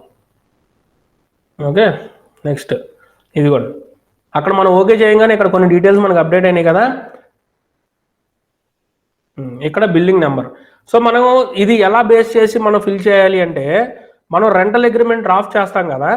సో ఆ డ్రాఫ్ట్ చేసిన రెంటల్ అగ్రిమెంట్ బేస్ చేసుకొని మనం డీటెయిల్స్ అనేవి అందులో ఫిల్ చేయాలండి. ఇదిగోండి, ఇది రెంటల్ అగ్రిమెంటు. ఓకే, సో ఈ రెంటల్ అగ్రిమెంట్లో టెనెంట్ ఇచ్చాం కదా, ఇక్కడ మనం పేరు ఇదిగోండి, ఈ ప్రజెంట్ బై మెట్టు నందిని కుమారి, ఏజ్ 30, వేరే శ్రీనివాస్ లిఖిత్, 8/434 అని ఉంది కదా. సో అది మనం ఇక్కడ ఇవ్వాలి. 8/434, locality municipal quarters Godugupeta. Okay, ఇంతేనండి. ఇక్కడ స్టార్ మార్కులు మాత్రం కంపల్సరీగా మనం మెన్షన్ చేయాలి, మిగతా ఇంకా అవసరంలా. ఇప్పుడు ఫోటో అప్లోడ్ చేయాలి కదా మనం. సో ఇక్కడ చూస్ ఫోటో, ఓనర్ యొక్క ఫోటోనేగా, ఇదిగోండి ఇక్కడ మనం ఆల్రెడీ ఫోటో డౌన్లోడ్ చేసి పెట్టుకున్నాం కదా. ఈ ఫోటోకి రిక్వైర్మెంట్ ఉంటుందండి. ఎంత రిక్వైర్మెంట్ ఇది? 100 KB కన్నా తక్కువ ఉండాలి. ఓకే, ఇదిగోండి ఇప్పుడు ఇక్కడ ఫైల్ చూస్తున్నాం కదా, క్లిక్ చేస్తే ఇదిగోండి ఫోటో. ఆల్రెడీ దీన్ని మనం వాట్సాప్ నుంచి డౌన్లోడ్ చేసాం కాబట్టి నాకు తెలిసి మ్యాక్సిమం ఇది 100 KB కన్నా తక్కువ ఉంటుంది. File name invalid file name. So దీన్ని మారుద్దాం, రీనేమ్.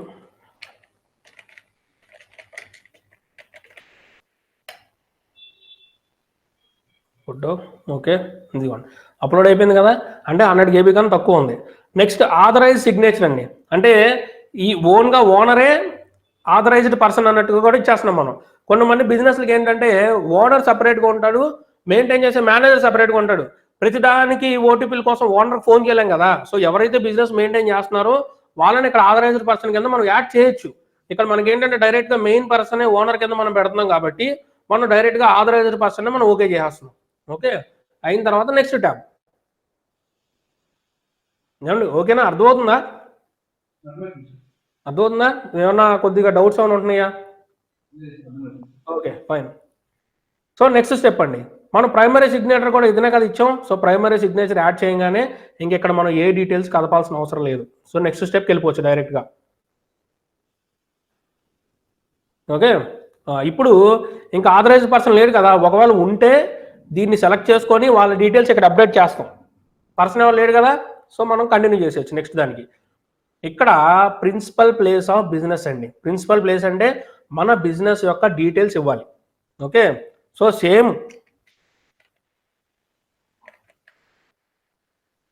సేమ్ ఆ బిజినెస్ యొక్క డీటెయిల్స్ ఎక్కడ ఉంటాయి అంటే మన రెంటల్ అగ్రిమెంట్లో ఉంది చూసారా, ఇదిగోండి. రెంటల్ అగ్రిమెంట్ డ్రాఫ్టింగ్ కూడా కొద్దిగా తెలియాలి. ఓకే, ఇదిగోండి assessment number, house number, block, ఈ డీటెయిల్స్ అన్నీ ఉన్నాయి కదా, ఇవన్నీ కొద్దిగా వచ్చేటట్టుగా మనం యాజ్ ఇట్ ఈస్గా రెంటల్ అగ్రిమెంట్లో ఉన్నట్టు మనం పెట్టాం అనుకోండి. ఆ రెంటల్ అగ్రిమెంట్ కూడా దేన్ని బేస్ చేసుకొని డ్రాఫ్ట్ చేయాలి, మనం ప్రాపర్టీ ట్యాక్స్ ప్రూఫ్ పెడుతున్నాం కదా, సో ఆ ప్రూఫ్ని బేస్ చేసుకొని మనం చేయాలన్నమాట. అలా చేస్తేనే మనకి ఎటువంటి ప్రాబ్లం లేకుండా క్లియర్ అయిపోద్ది.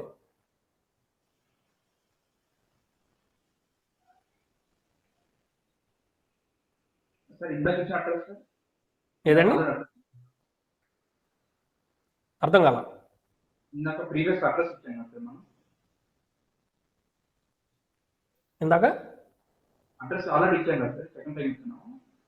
సార్ కొద్దిగా గట్టిగా మాట్లాడారు, వినిపించట్ల వాయిస్. ఇందాక ఆల్రెడీ అడ్రస్ ఇచ్చాను కదా సార్. అవునండి, ఆ అడ్రస్ వచ్చి owner address, owner residential address. ఈ అడ్రస్ వచ్చి మనం బిజినెస్ ఎక్కడ చేస్తున్నాం అనే దాని అడ్రస్ అనమాట. Okay okay sir. ఓకే, రెండింటికి డిఫరెన్స్ అది. ఇది వచ్చి మన ఓనర్ అడ్రస్, సారీ మన బిజినెస్ అడ్రస్. ఇందాక ఇచ్చింది మన ఓనర్ అడ్రస్. ఓకే, ఇది యాక్చువల్గా మన రెంటల్ అగ్రిమెంట్ బేస్ చేసుకుని ఇస్తే మనం ఎటువంటి ప్రాబ్లం ఉండదు మనకి. Okay okay sir. ఓకే, ఎందుకంటే వాళ్ళు రెంటల్ అగ్రిమెంటే ఇచ్చేసుకుంటారు, కంపేర్ చేసుకుంటారు అనమాట. ఇందాక ఇచ్చింది రెసిడెన్స్ హౌస్, ఇందాక ఇచ్చింది ఓనర్ సంబంధించిన అడ్రస్. ఇక్కడ ఉంది చూసారా, business name representing by owner అని చెప్పి వాళ్ళ అడ్రస్ ఉంది ఇక్కడ. Okay okay sir. ఇదిగోండి, whereas landlord is the absolute owner bearing premises, అంటే ఓనర్ సంబంధించిన డీటెయిల్స్ అనమాట. ఇది ఎక్కడైతే ప్రాపర్టీ మనం రెంట్కి తీసుకుంటున్నామో ఆ ప్రాపర్టీకి సంబంధించిన డీటెయిల్స్ అనమాట ఇది. ఓకే, సో బిల్డింగ్ నెంబర్ ఉంది కదా, ఎంత ఉందండి number? 8/434-1. 8/434-1.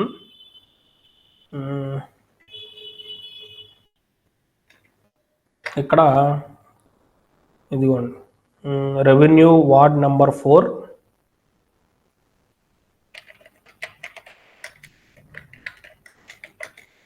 Revenue ward number 4, block number 4.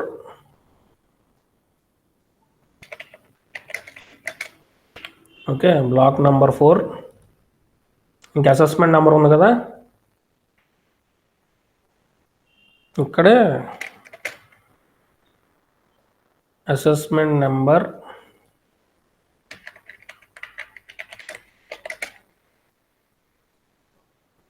10700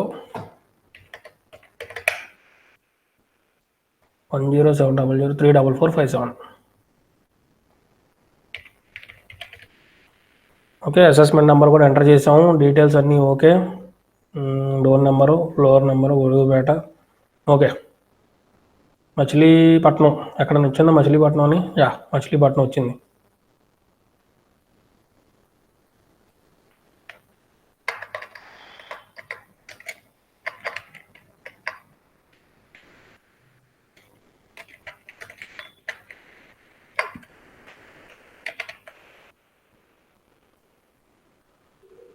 next ఇక్కడండి, ఇప్పుడు ఇక్కడ మన బిజినెస్ సంబంధించిన డీటెయిల్స్ ఇచ్చాం కదా, దీని తర్వాత మన జ్యూరిడిక్షన్ ఎలా ఉండదని చూసుకోవాలి. మన మచిలీపట్నం రేంజ్ ఇది, ఎక్కడ గుంటూరులో ఉంటుంది కమిషనరేట్. ప్రతిదానికి ఒక పర్టిక్యులర్ ఊరికి ఒక కమిషనరేట్ అని ఉంటుంది జిల్లాకి. ఓకే, సో దాన్ని బేస్ చేసుకొని మన విజయవాడ డివిజను రేంజ్ అనేది మచిలీపట్నం ఇక్కడ ఆటోమేటిక్గా వచ్చేస్తుంది.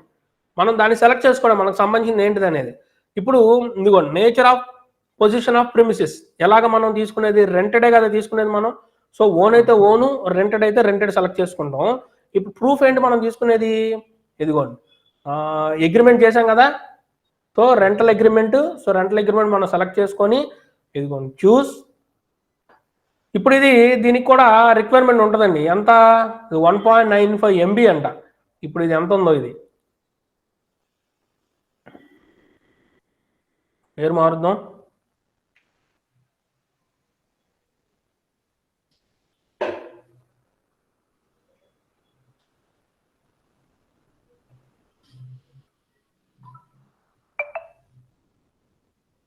ఇంకా రాలేదు అది.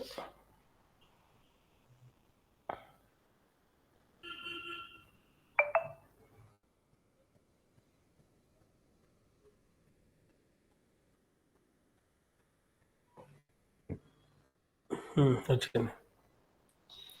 సో రీనేమ్ కొట్టి రెంటల్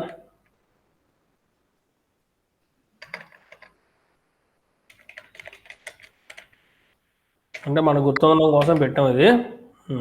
సో సెలెక్ట్ చేసుకొని ఓపెన్ మీద క్లిక్ చేస్తే, ఒకవేళ అది 1.95 MB కన్నా తక్కువ ఉంటే అప్లోడ్ అయిపోతుంది.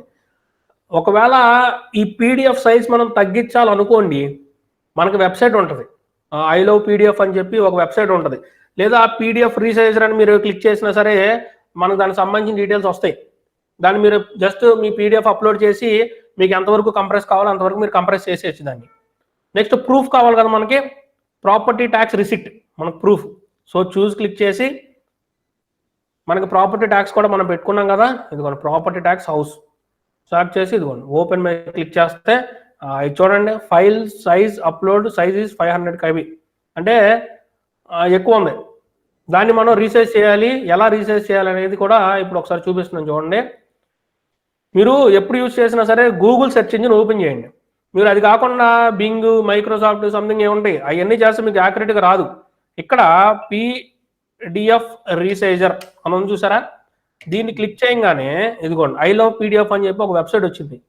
దాని మీద క్లిక్ చేస్తే మన ఫైల్ మనం సెలెక్ట్ చేసుకోవాలి. ఇప్పుడు మనం ఏ ఫైల్ ఇప్పుడు మనం సెలెక్ట్ చేయాల్సింది ప్రాపర్టీ ట్యాక్స్ కదా, ఇదిగోండి సెలెక్ట్ చేసి ఓకే కొట్టంగానే ఇక్కడ అడుగుతుంది మనల్ని ఎక్స్ట్రీమ్ కంప్రెస్సా, రికమెండెడ్ కంప్రెషనా, లెస్ కంప్రెషనా, అంటే ఇది మనకి ఎంత సైజ్ తగ్గాలనేది. సో మనకి మ్యాక్సిమం తగ్గాలని పెట్టుకున్నాం కాబట్టి కంప్రెస్.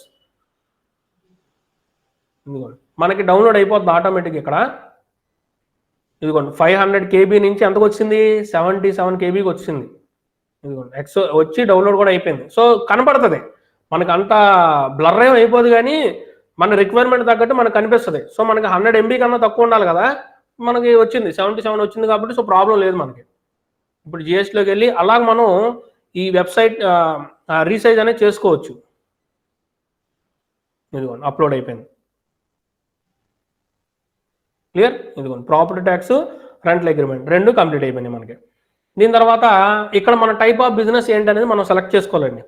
నెక్స్ట్ ఈ టైప్ ఆఫ్ బిజినెస్ ఏంటిది, మనకి ఫుడ్ బిజినెస్ కదా, ఫుడ్కి సంబంధించిన ఏమైనా ఉన్నాయి ఇక్కడ, bonded warehouse, factory, manufacturing, leasing, retail, work contract, office, sale, warehouse, others, export, supplier of service, recipient of goods and service, wholesale business. So మనం ఇక్కడ ఏం చేద్దామంటే హోల్సేల్, రీటైల్, అదర్స్ సెలెక్ట్ చేసుకుంటే డిక్లరేషన్ అడిగింది కదా, nature of business, food selling business.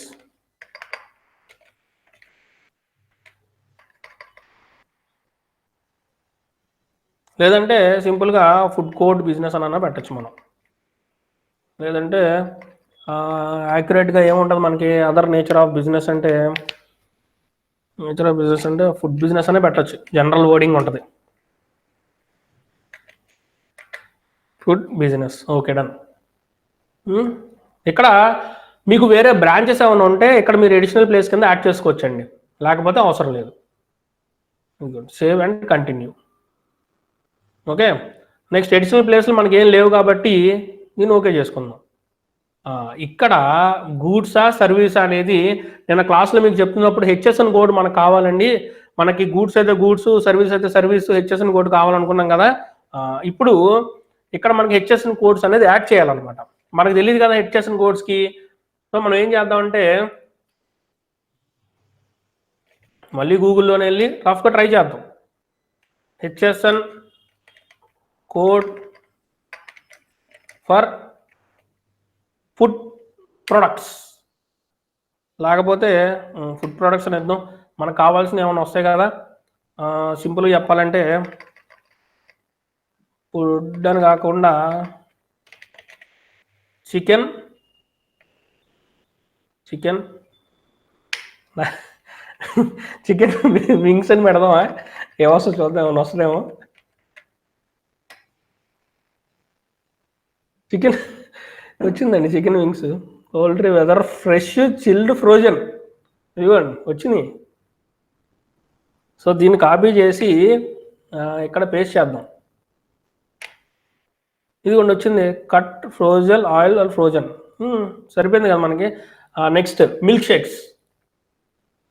ఇలాగే set చేసుకోవడం మనం. నెక్స్ట్ మిల్క్ షేక్,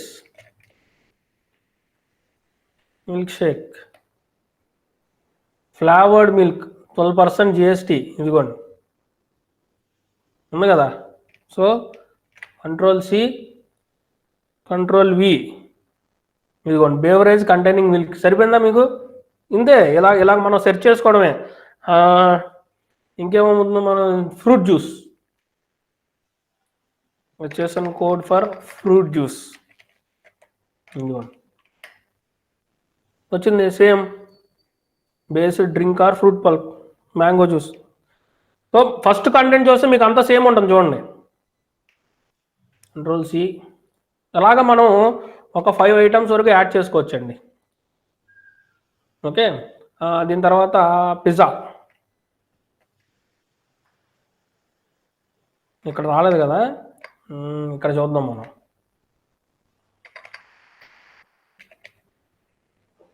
పిజ్జా ఇదిగోండి హెచ్ఎస్ఎన్ కోడ్ ఫర్ పిజ్జా. ఇది ఇక్కడ ఇచ్చాడు చూడండి, పిజ్జా టాపింగ్స్ కానీ ఇలాంటివన్నీ ఇచ్చాడు. మనం ఇంకా సెర్చ్ చేసుకోవడమే ఇంకా మన రిక్వైర్మెంట్ తగ్గట్టు. ఓకే, అలాగే మనం టోటల్గా 5 ఐటమ్స్ వరకు మనం ఇచ్చుకోవచ్చండి. మనం ఏ ప్రొడక్ట్స్ మనం సేల్ చేస్తున్నాం అనే దానికి. మనం 100 ప్రొడక్ట్స్ ఇస్తున్నాం కాబట్టి 100 ప్రొడక్ట్స్ హెచ్ఎస్ఎన్ కోడ్లు ఇక్కడ ఇవ్వాల్సిన అవసరం లేదు. మేజర్గా మనం ఏదైతే సేల్ చేస్తున్నామో సో దానికి మనం హెచ్ఎస్ఎన్ కోడ్ ఇస్తే సరిపోతుంది. అర్థమైంది ఎలా సెర్చ్ చేసాము హెచ్ఎస్ఎన్ కోడ్ అనేది? Okay, so HSN code okay అయిపోయింది కదా. ఇప్పుడు సేవ్ అండ్ కంటిన్యూ. మనకు వేరే రిజిస్ట్రేషన్ సర్టిఫికేట్స్ ఏమైనా ఉంటే ఇక్కడ డీటెయిల్స్ ఇవ్వచ్చు, లేదంటే అవసరం లేదు. So save and continue. ఇది ఫైనల్ స్టేజ్ అండి. మనకి ఇక్కడ మనకి ఆధార్తో లింక్ అయ్యి ఉండాలి, ఆధార్కి సంబంధించిన డీటెయిల్స్ అన్ని మనకి మ్యాచ్ అవ్వాలని చెప్పుకున్నాం కదా. ఇక్కడ మనకి క్లారిటీగా అక్కడ మనకి డీటెయిల్స్ అన్ని ఉంటేనే దీన్ని మనం సేవ్ చేసుకొని ముందుకు వెళ్తాం మనం. ఓకే, ఇది అయిన తర్వాత లోడ్ అవ్వాల.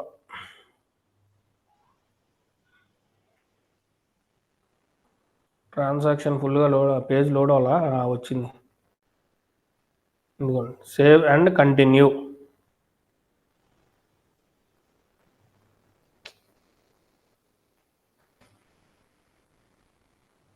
ఇక్కడ టిక్ పెడితే మనకి ఇక్కడ పేరు వస్తుంది. ఆ పేరు సెలెక్ట్ చేసుకొని ఇక్కడ మచిలీపట్నం టైప్ చేసి ఇక్కడ సబ్మిట్ అని వస్తుంది. మనం సబ్మిట్ చేసేయాలి డైరెక్ట్గా.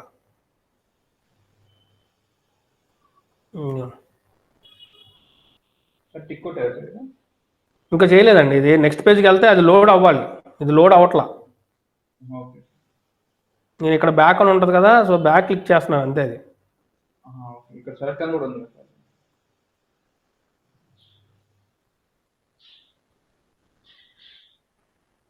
ఓకే చేయగానే ఇక్కడ మనకి పేజ్ వస్తుంది అనమాట. ఓకే. దీన్ని మనం క్లిక్ చేసి ఇదిగోండి ఇక్కడ మనకి ఫైల్ విత్ ఈవీసీ అని వస్తుంది.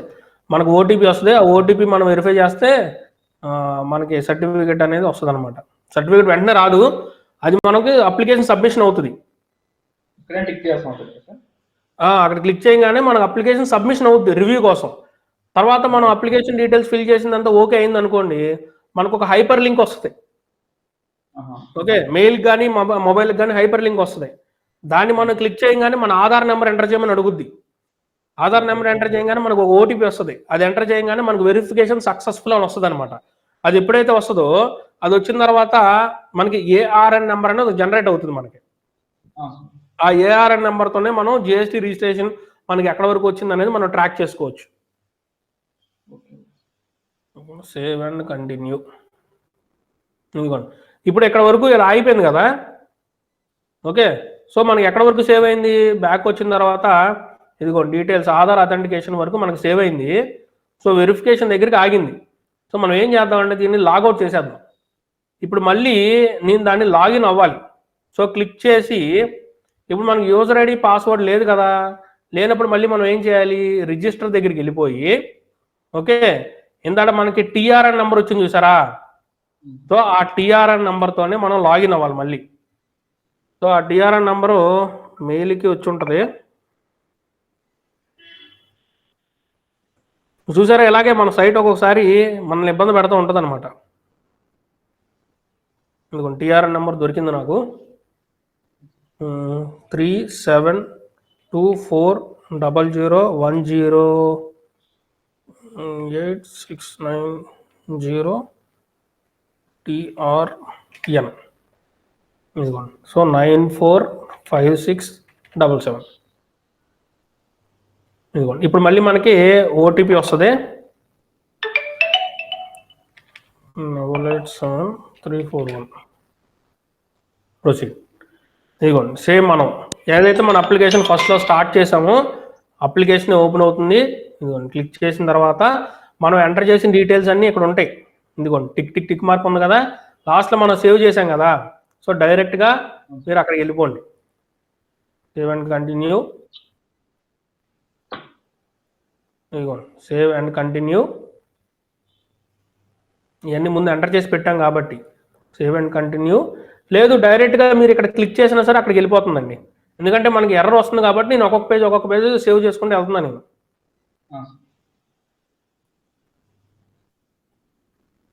Okay next continue. ఇచ్చేసిన కోడ్స్ కూడా ఎంటర్ చేసి ఉన్నాం కదా, continue continue. Aadhaar signature okay. ఇదిగోండి సో ఇందాక ఇది లోడ్ అవ్వలేదు కదా మనకి. ఇదిగోండి ఇక్కడ టిక్ పెట్టి ఇదిగోండి మనం సెలెక్ట్ చేసుకుంటే మచిలీపట్నం.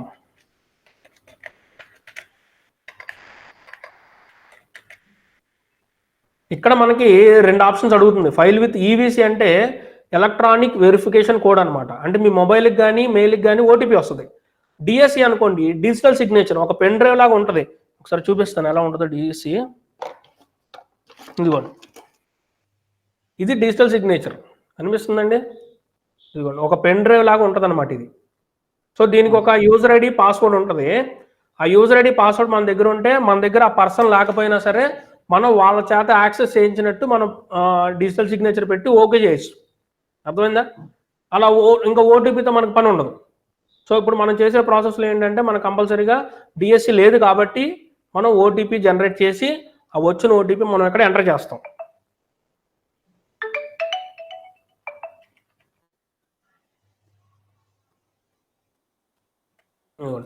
ఓటీపీ ఎంటర్ చేసిన తర్వాత ఇదిగోండి system is verifying validating acknowledgement number will be generated అని చెప్పింది కదా.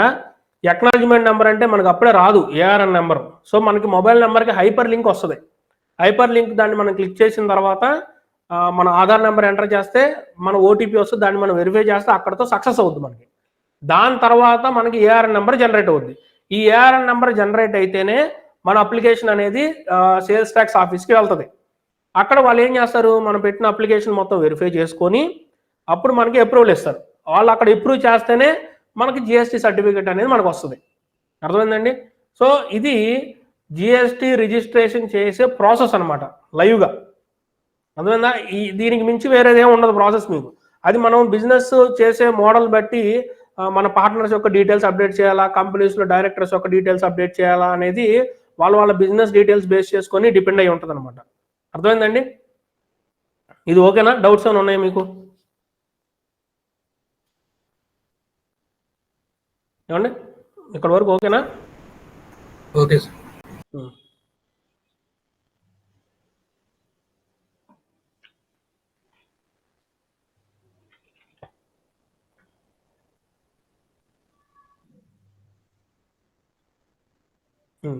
సో ఇక్కడ జిఎస్టీ నెంబర్ ఇప్పుడు రిజిస్ట్రేషన్ చేశాం కదా, మనం రిజిస్ట్రేషన్ చేసిన తర్వాత మనకి జిఎస్టీ నెంబర్ అలాట్ అవుతుంది, అవునా? ఆ అలాట్ అయిన నెంబర్ సీక్వెన్స్ చెప్తాను చూడండి. ఇది కంప్లీట్గా ఒక జిఎస్టీ నెంబర్ ఫార్మేట్ అనుకుంటే ఈ ఫస్ట్ 2 డిజిట్స్ ఉన్నాయి కదా, ఈ 2 డిజిట్స్ అనేది స్టేట్ కోడ్ అండి. మన ఆంధ్ర అయితే 37 అని కనబడుతుంది, ఓకే. అదే తెలంగాణ అయితే 36 అని కనబడుతుంది. అలా వేరే వేరే స్టేట్స్కి ఒక్కొక్క కోడ్ అంటూ సపరేట్గా అలాట్మెంట్ ఉంటుంది. ఆ జిఎస్టీ నెంబర్లో ఆ కోడ్ కనబడుతుంది. నెక్స్ట్ ఇక్కడ నుంచి ఇక్కడ వరకు మన పాన్ నెంబర్ అండి. ఇప్పుడు మనం ఏదైతే పాన్ నెంబర్ పెట్టి మనం జిఎస్టీ రిజిస్టర్ చేసామో మనకి పాన్ నెంబర్ అలాట్మెంట్ అయిన తర్వాత, జిఎస్టీ నెంబర్ అలాట్మెంట్ అయిన తర్వాత చెక్ చేస్తే మన పాన్ నెంబర్ ఏదైతే ఇక్కడ పెట్టామో ఆ పాన్ నెంబర్ ఇందులో కనిపిస్తుంది మనకి, ఓకే. దాని తర్వాత ఇక్కడ 1 అని ఉంది కదా, ఈ 1 అనేది ఏంటంటే ఈ 1 అనేది మనకి ఎన్ని జిఎస్టీ రిజిస్ట్రేషన్స్ ఉన్నాయి అనేది అక్కడ చూపిస్తుంది. మనకి 2 జిఎస్టీ రిజిస్ట్రేషన్ ఇందాక చెప్పాను కదా మీకు, నాకు 3 బిజినెస్లు ఉన్నాయండి. మరి 3 బిజినెస్లు అంటే ఎలాగా? మనకు 3 జిఎస్టీ రిజిస్ట్రేషన్స్ కావాలి కదా. సో అప్పుడు ఈ ఒక్క పాన్ నెంబర్ మీద ఎన్ని జిఎస్టీ రిజిస్ట్రేషన్స్ ఉన్నాయి అనేది ఈ నెంబర్ మనకి డిఫైన్ చేస్తుంది అనమాట. ఇక్కడ 3 ఉందనుకోండి, అప్పుడు నా పేరు మీద ఎన్ని జిఎస్టీ రిజిస్ట్రేషన్స్ ఉన్నట్టు? 3 జిఎస్టీ రిజిస్ట్రేషన్స్ ఉన్నట్టు, ఓకే. ఇది ఫిక్స్డ్ డిజిట్, ఏ జిఎస్టీ నెంబర్లో అయినా సరే ఫిక్స్డ్ డిజిట్ ఉంటుంది. ఇది ఎర్రర్ చెకింగ్ కోడ్ అంటారనమాట. దాంతో మనకి ఎటువంటి ఉపయోగం ఉండదు, అది కంప్లీట్గా మారిపోతూ ఉంటుంది ఎప్పటికప్పుడు, ఓకే. ఇది మాత్రం మనకు తెలియాలి. అనుకోండి, ఇది స్టేట్ కోడు, ఇది పాన్ నెంబరు, ఇది ఎంటిటీ నెంబర్, ఎన్ని జిఎస్టీ రిజిస్ట్రేషన్స్ ఉన్నాయని చెప్తుంది. ఇది డిఫాల్ట్ డిజిట్, ఇది చెక్ సమ్ డిజిట్. ఎర్రర్స్ ఏమైనా ఉన్నా సరే చూస్తారనమాట. అది మనకు డిపార్ట్మెంట్కి సంబంధించింది, మనకు సంబంధించింది కాదు అది. అర్థమైందా? ఇది కంప్లీట్గా ఒక జిఎస్టీ నెంబర్కి సంబంధించిన ఫార్మేట్ అది, okay.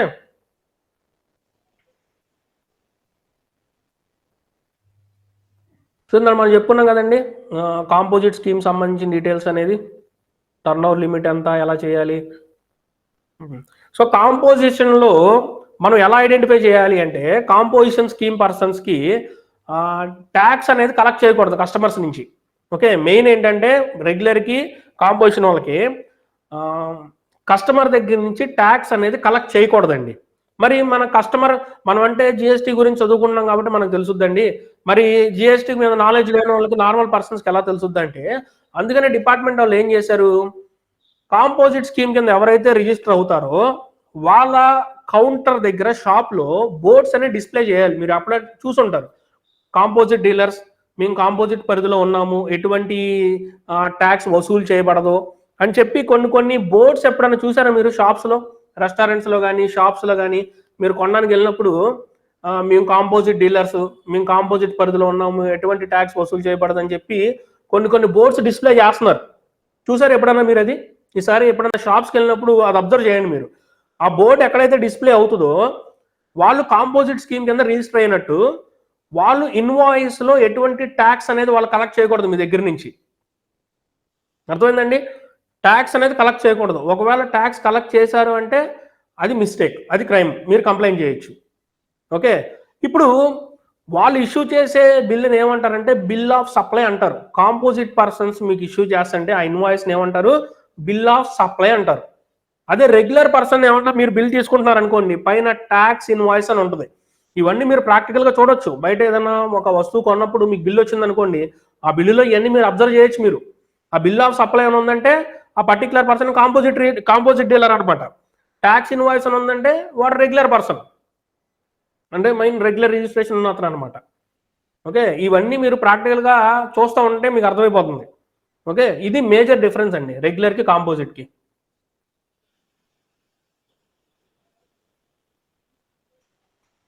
Composite person cannot issue tax invoice, cannot collect the GST amount from the customers, cannot claim input tax. ఇవే మన మేజర్ పాయింట్స్ మనం డిస్కస్ చేసింది కాంపోజిట్ సంబంధించి.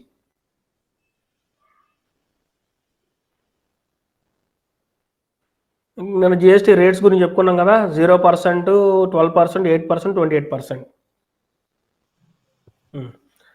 Next charge on transaction value అండి.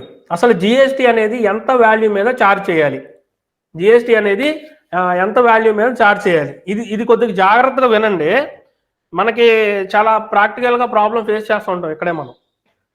ఇప్పుడు నార్మల్గా నాది సీ ఫుడ్ బిజినెస్ అనుకుందాం. ఓకే, సీ ఫుడ్ బిజినెస్ని నేను వేరే వేరే ప్లేసెస్ కూడా నేను నా ప్రొడక్ట్స్ అనేది పంపిస్తూ ఉంటున్నాను. అంటే ఆ ఫిష్ కానీ ఆ ప్రాన్స్ కానీ వేరే చోట పంపించాలి.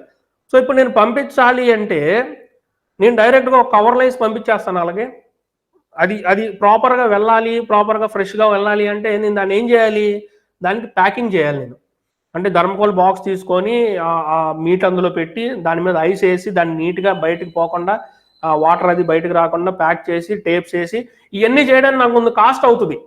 అవునా? పైగా కస్టమర్ అనేవాడు వేరే ప్లేస్లో ఉన్నాడు అనుకోండి, సో అక్కడి నుంచి నేను మళ్ళీ ట్రాన్స్పోర్ట్లో వేయాలి కదా దాన్ని. సో వేయాల్సినప్పుడు ఏమవుద్ది, దానికి కొంత కాస్ట్ అవుతుంది. అవునా? ఇప్పుడు మీరు కస్టమర్ దగ్గర నుంచి ఎంత ఛార్జ్ చేస్తారు? ఓన్లీ ఫిష్ గురించే, ఫిష్ అయితే ఎంత అయితే పడుతుందో దాని వరకే మీరు ఛార్జ్ చేస్తారా, లేదా ప్యాకింగ్ కాస్ట్ కూడా ఇంక్లూడ్ చేస్తారా, లేదా ట్రాన్స్పోర్ట్ కాస్ట్ కూడా ఇంక్లూడ్ చేసి కస్టమర్ దగ్గర నుంచి డబ్బులు తీసుకుంటారా? టోటల్ కాస్ట్ ఏమండి? అన్నీ కలిపి తీసుకుంటాం సార్. అన్నీ కలిపి తీసుకుంటారు కదా. ఇప్పుడు మీరు తీసుకున్నంత వరకు బాగానే ఉంది. ఇక్కడ మనం నేర్చుకునేది అదే, అన్నీ తీసుకునేంత వరకు బాగానే ఉంది. ఇప్పుడు బిల్లులో మనం అన్నీ ఇంక్లూడ్ చేయాల్సిన అవసరం లేదా బిల్లులో చూపించేటప్పుడు? చేస్తాం, అన్నీ కలిపి చేస్తాం. ఇక్కడ ఏంటంటే మీరు అర్థం చేసుకోవాల్సింది, మీరు బిల్లులో ఏదన్నా ఒక ఐటమ్ మెన్షన్ చేశారు అంటే దాని మీద జిఎస్టీ క్యాలిక్యులేట్ చేయాల్సిందే. అర్థమైంది? మీకు అర్థమైంది చెప్పింది? ఇప్పుడు మీరు ఓన్లీ ఫిష్ గురించి సంబంధించిన ఓకే ఐటమ్ వరకే మీరు ఎంటర్ చేసి అమౌంట్ వేశారనుకోండి, ఓన్లీ ఆ ఫిష్ సంబంధించినంత వరకే మీకు జిఎస్టీ పడుతుంది. ఓకే, అదే ఒకవేళ ట్రాన్స్పోర్ట్ కూడా ఇంక్లూడ్ చేశారనుకోండి, అక్కడ మీరు అంతా నీట్గా ఉండాలని చెప్పి బిల్లులో నీట్గా ఎంటర్ చేసి ఆ ఫిష్ ఒక 2000 రూపీస్, ప్యాకింగ్ ఒక 300 రూపీస్, ట్రాన్స్పోర్ట్ 100 రూపీస్ వేసి టోటల్ బిల్ వేశారనుకోండి, అప్పుడు ఆ టోటల్ బిల్ మీద జిఎస్టీ వేయాలి. అర్థమైందా? ఇలా కాకుండా మీరు ఫిష్ ఒక్కటే ఇంక్లూడ్ చేసి ఆ అమౌంట్ వేసి విడిగా వేయించుకున్నారు అనుకోండి మీరు అమౌంట్ కస్టమర్ దగ్గర నుంచి. ఓకే, అప్పుడు మీరు బిల్లులో ఆ పర్టికులర్ ఎక్స్పెన్స్ అనేది మీరు ఎంటర్ చేయలేదు కాబట్టి దాని మీద జిఎస్టీ చేయాల్సిన అవసరం లేదు. సో రూల్ ప్రకారం ఏంటంటే మీరు ఏదైతే కస్టమర్కి సర్వీస్ ప్రొవైడ్ చేస్తున్నారో అది మొత్తం ఇన్వాయిస్లు ఇంక్లూడ్ చేసి జిఎస్టీ క్యాలిక్యులేట్ చేసి మీరు ఇవ్వాలి. అదే అమౌంట్ కస్టమర్ దగ్గర నుంచి కలెక్ట్ చేసుకోవాలి. ఇది మనం చదువుకునేది. కానీ అన్నిటి మీద జిఎస్టీ పడుతుంటే తడిసి మోపుడు అవుద్ది. మన పక్కోడేమో జిఎస్టీ లేకుండా ఇచ్చేస్తాడు, మనం ఇవ్వాలంటే కుదురుద్దా? మన దగ్గరికి ఎవరు వస్తారు? సో ఇవన్నీ ఏంటంటే కొన్ని ప్రాక్టికల్ ప్రాబ్లమ్స్, సిచ్యువేషన్ బట్టి మనం ఏం చేయాలి అనేది మనం సజెస్ట్ చేయగలగాలి. మన క్లయింట్కి సజెస్ట్ చేయాలంటే మనకు తెలిసి ఉండాలి ఫస్ట్. సో స్ట్రైట్ అవే సింగిల్ పాయింట్లో ఏంటంటే మీరు ఇన్వాయిస్లో ఏదన్నా మెన్షన్ చేస్తే దాని మీద కూడా మీరు ట్యాక్స్ అనేది పే చేయాల్సిందే. ఇన్వాయిస్లో కనుక మీరు మెన్షన్ చేయకపోతే దాని మీద ట్యాక్స్ ఎందుకు ఇంకా అవసరం లేదు కదా. అది బిజినెస్ బట్టి మీరు ఇన్వాయిస్లో ఎంటర్ చేస్తారా చేయరు అనేది మీరు తీసుకోవాల్సిన డెసిషన్. అది ఇదంతా ఎథికల్ బేసిస్లోనే రన్ అవుతూ ఉంటుంది బిజినెస్. అర్థమైందా? ఓకే, అది ట్రాన్సాక్షన్ వాల్యూ అండి దానికి సంబంధించి సింపుల్గా.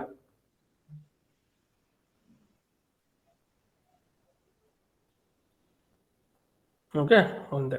సో ఫైనల్గా మనకి కంప్లీట్గా ఓవరాల్గా జిఎస్టీకి సంబంధించిన బేసిక్ విత్ రిజిస్ట్రేషన్కి సంబంధించినంత వరకు మనకి డీటెయిల్స్ అన్ని వచ్చేసినట్టే.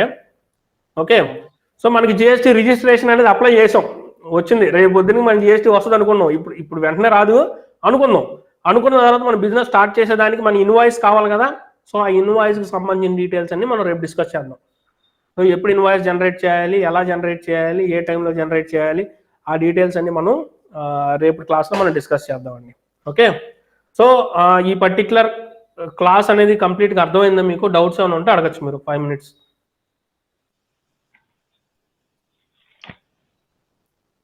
అండ్ సునీత గారు సార్ డౌట్స్ ఏమైనా ఉన్నాయి? లేవు సార్. ఓకే. ఏమండి మీరు? మీది ఫుల్ నేమ్ ఇక్కడ కనపడతలేదు, పిలుద్దామండి. నారాయణ సార్. నారాయణ, నారాయణ గారు. నాగేశ్వరరావు గారు ఒకళ్ళు ఉన్నారు, మీరు నారాయణ గారు. ఓకే, నాగేశ్వర గారు ఎవరు రాలా క్లాస్లో. మరి సార్ మీరు ఏం చేస్తూ ఉంటారండి? నేను జాబ్ చేస్తున్నాను, అకౌంటెంట్ కింద చేస్తాను. Okay, fine. అయితే మీకు ఆల్రెడీ దీని మీద కొంతగా నాలెడ్జ్ ఉండి ఉంటుంది. కొంతవరకు ఉంది సార్. ఓకే, అంటే ఈ పర్టికులర్ క్లాస్లో మొత్తం అంతా మీరు ఆల్రెడీ చేసిన వర్క్ అని ఇదంతా? అవునండి, అంటే నేను రిజిస్ట్రేషన్ అనేది చేయలేదు కానీ జిఎస్టీ వరకు కొంత అవగాహన ఉంది. Okay, fine. సో ఇవాళ కొత్త పాయింట్స్ ఏమన్నా మీకు టచ్ అయినవి ఉన్నాయా? జిఎస్టీ రిజిస్ట్రేషన్ అనేది కొత్త పాయింట్, కంప్లీట్ కొత్త పాయింట్ చేయలేదుగా. Okay okay, fine fine fine. Okay, సరేనండి. అయితే సో రేపు మనం ఆ ఇన్వాయిస్కి సంబంధించిన చూద్దాం. మనం క్లియర్ చూసిన తర్వాత మనం ఫస్ట్ ఈ పర్టికులర్గా ఈ 2 సెషన్స్ మీకు కొద్దిగా టైం పడుతుంది. ఎందుకంటే మనం బేసిక్ దగ్గర నుంచి కొద్దిగా డీటెయిల్గా ఉండాల్సింది ఇక్కడే. తర్వాత ఈవే బిల్లు, ఈ ఇన్వాయిసింగ్ ఎలా చేయాలి, ఇవన్నీ చాలా రొటీన్గా ఉంటాయి, సింపుల్గా. అర్థమైందా? జిఎస్టీ ఫైల్ చేయడం అయితే ఇంకా ఈజీ. ఆ జిఎస్టీ ఫైల్ చేసింది కరెక్టా కాదా మనకు తెలియడమే కష్టం. ఫైల్ చేయడం అంటే ఎలాగైనా చేసేయచ్చు మనం. సో ఆ ఫైల్ చేసింది కరెక్ట్గా చేస్తున్నామా లేదని తెలుసుకోవడానికి ఈ నాలెడ్జ్ మనం చేసుకునేది మొత్తం అంతా. ఓకే, సో రేపు క్లాస్లో మళ్ళీ మనం మీట్ అవుదామండి. ఫైన్, థ్యాంక్ యూ.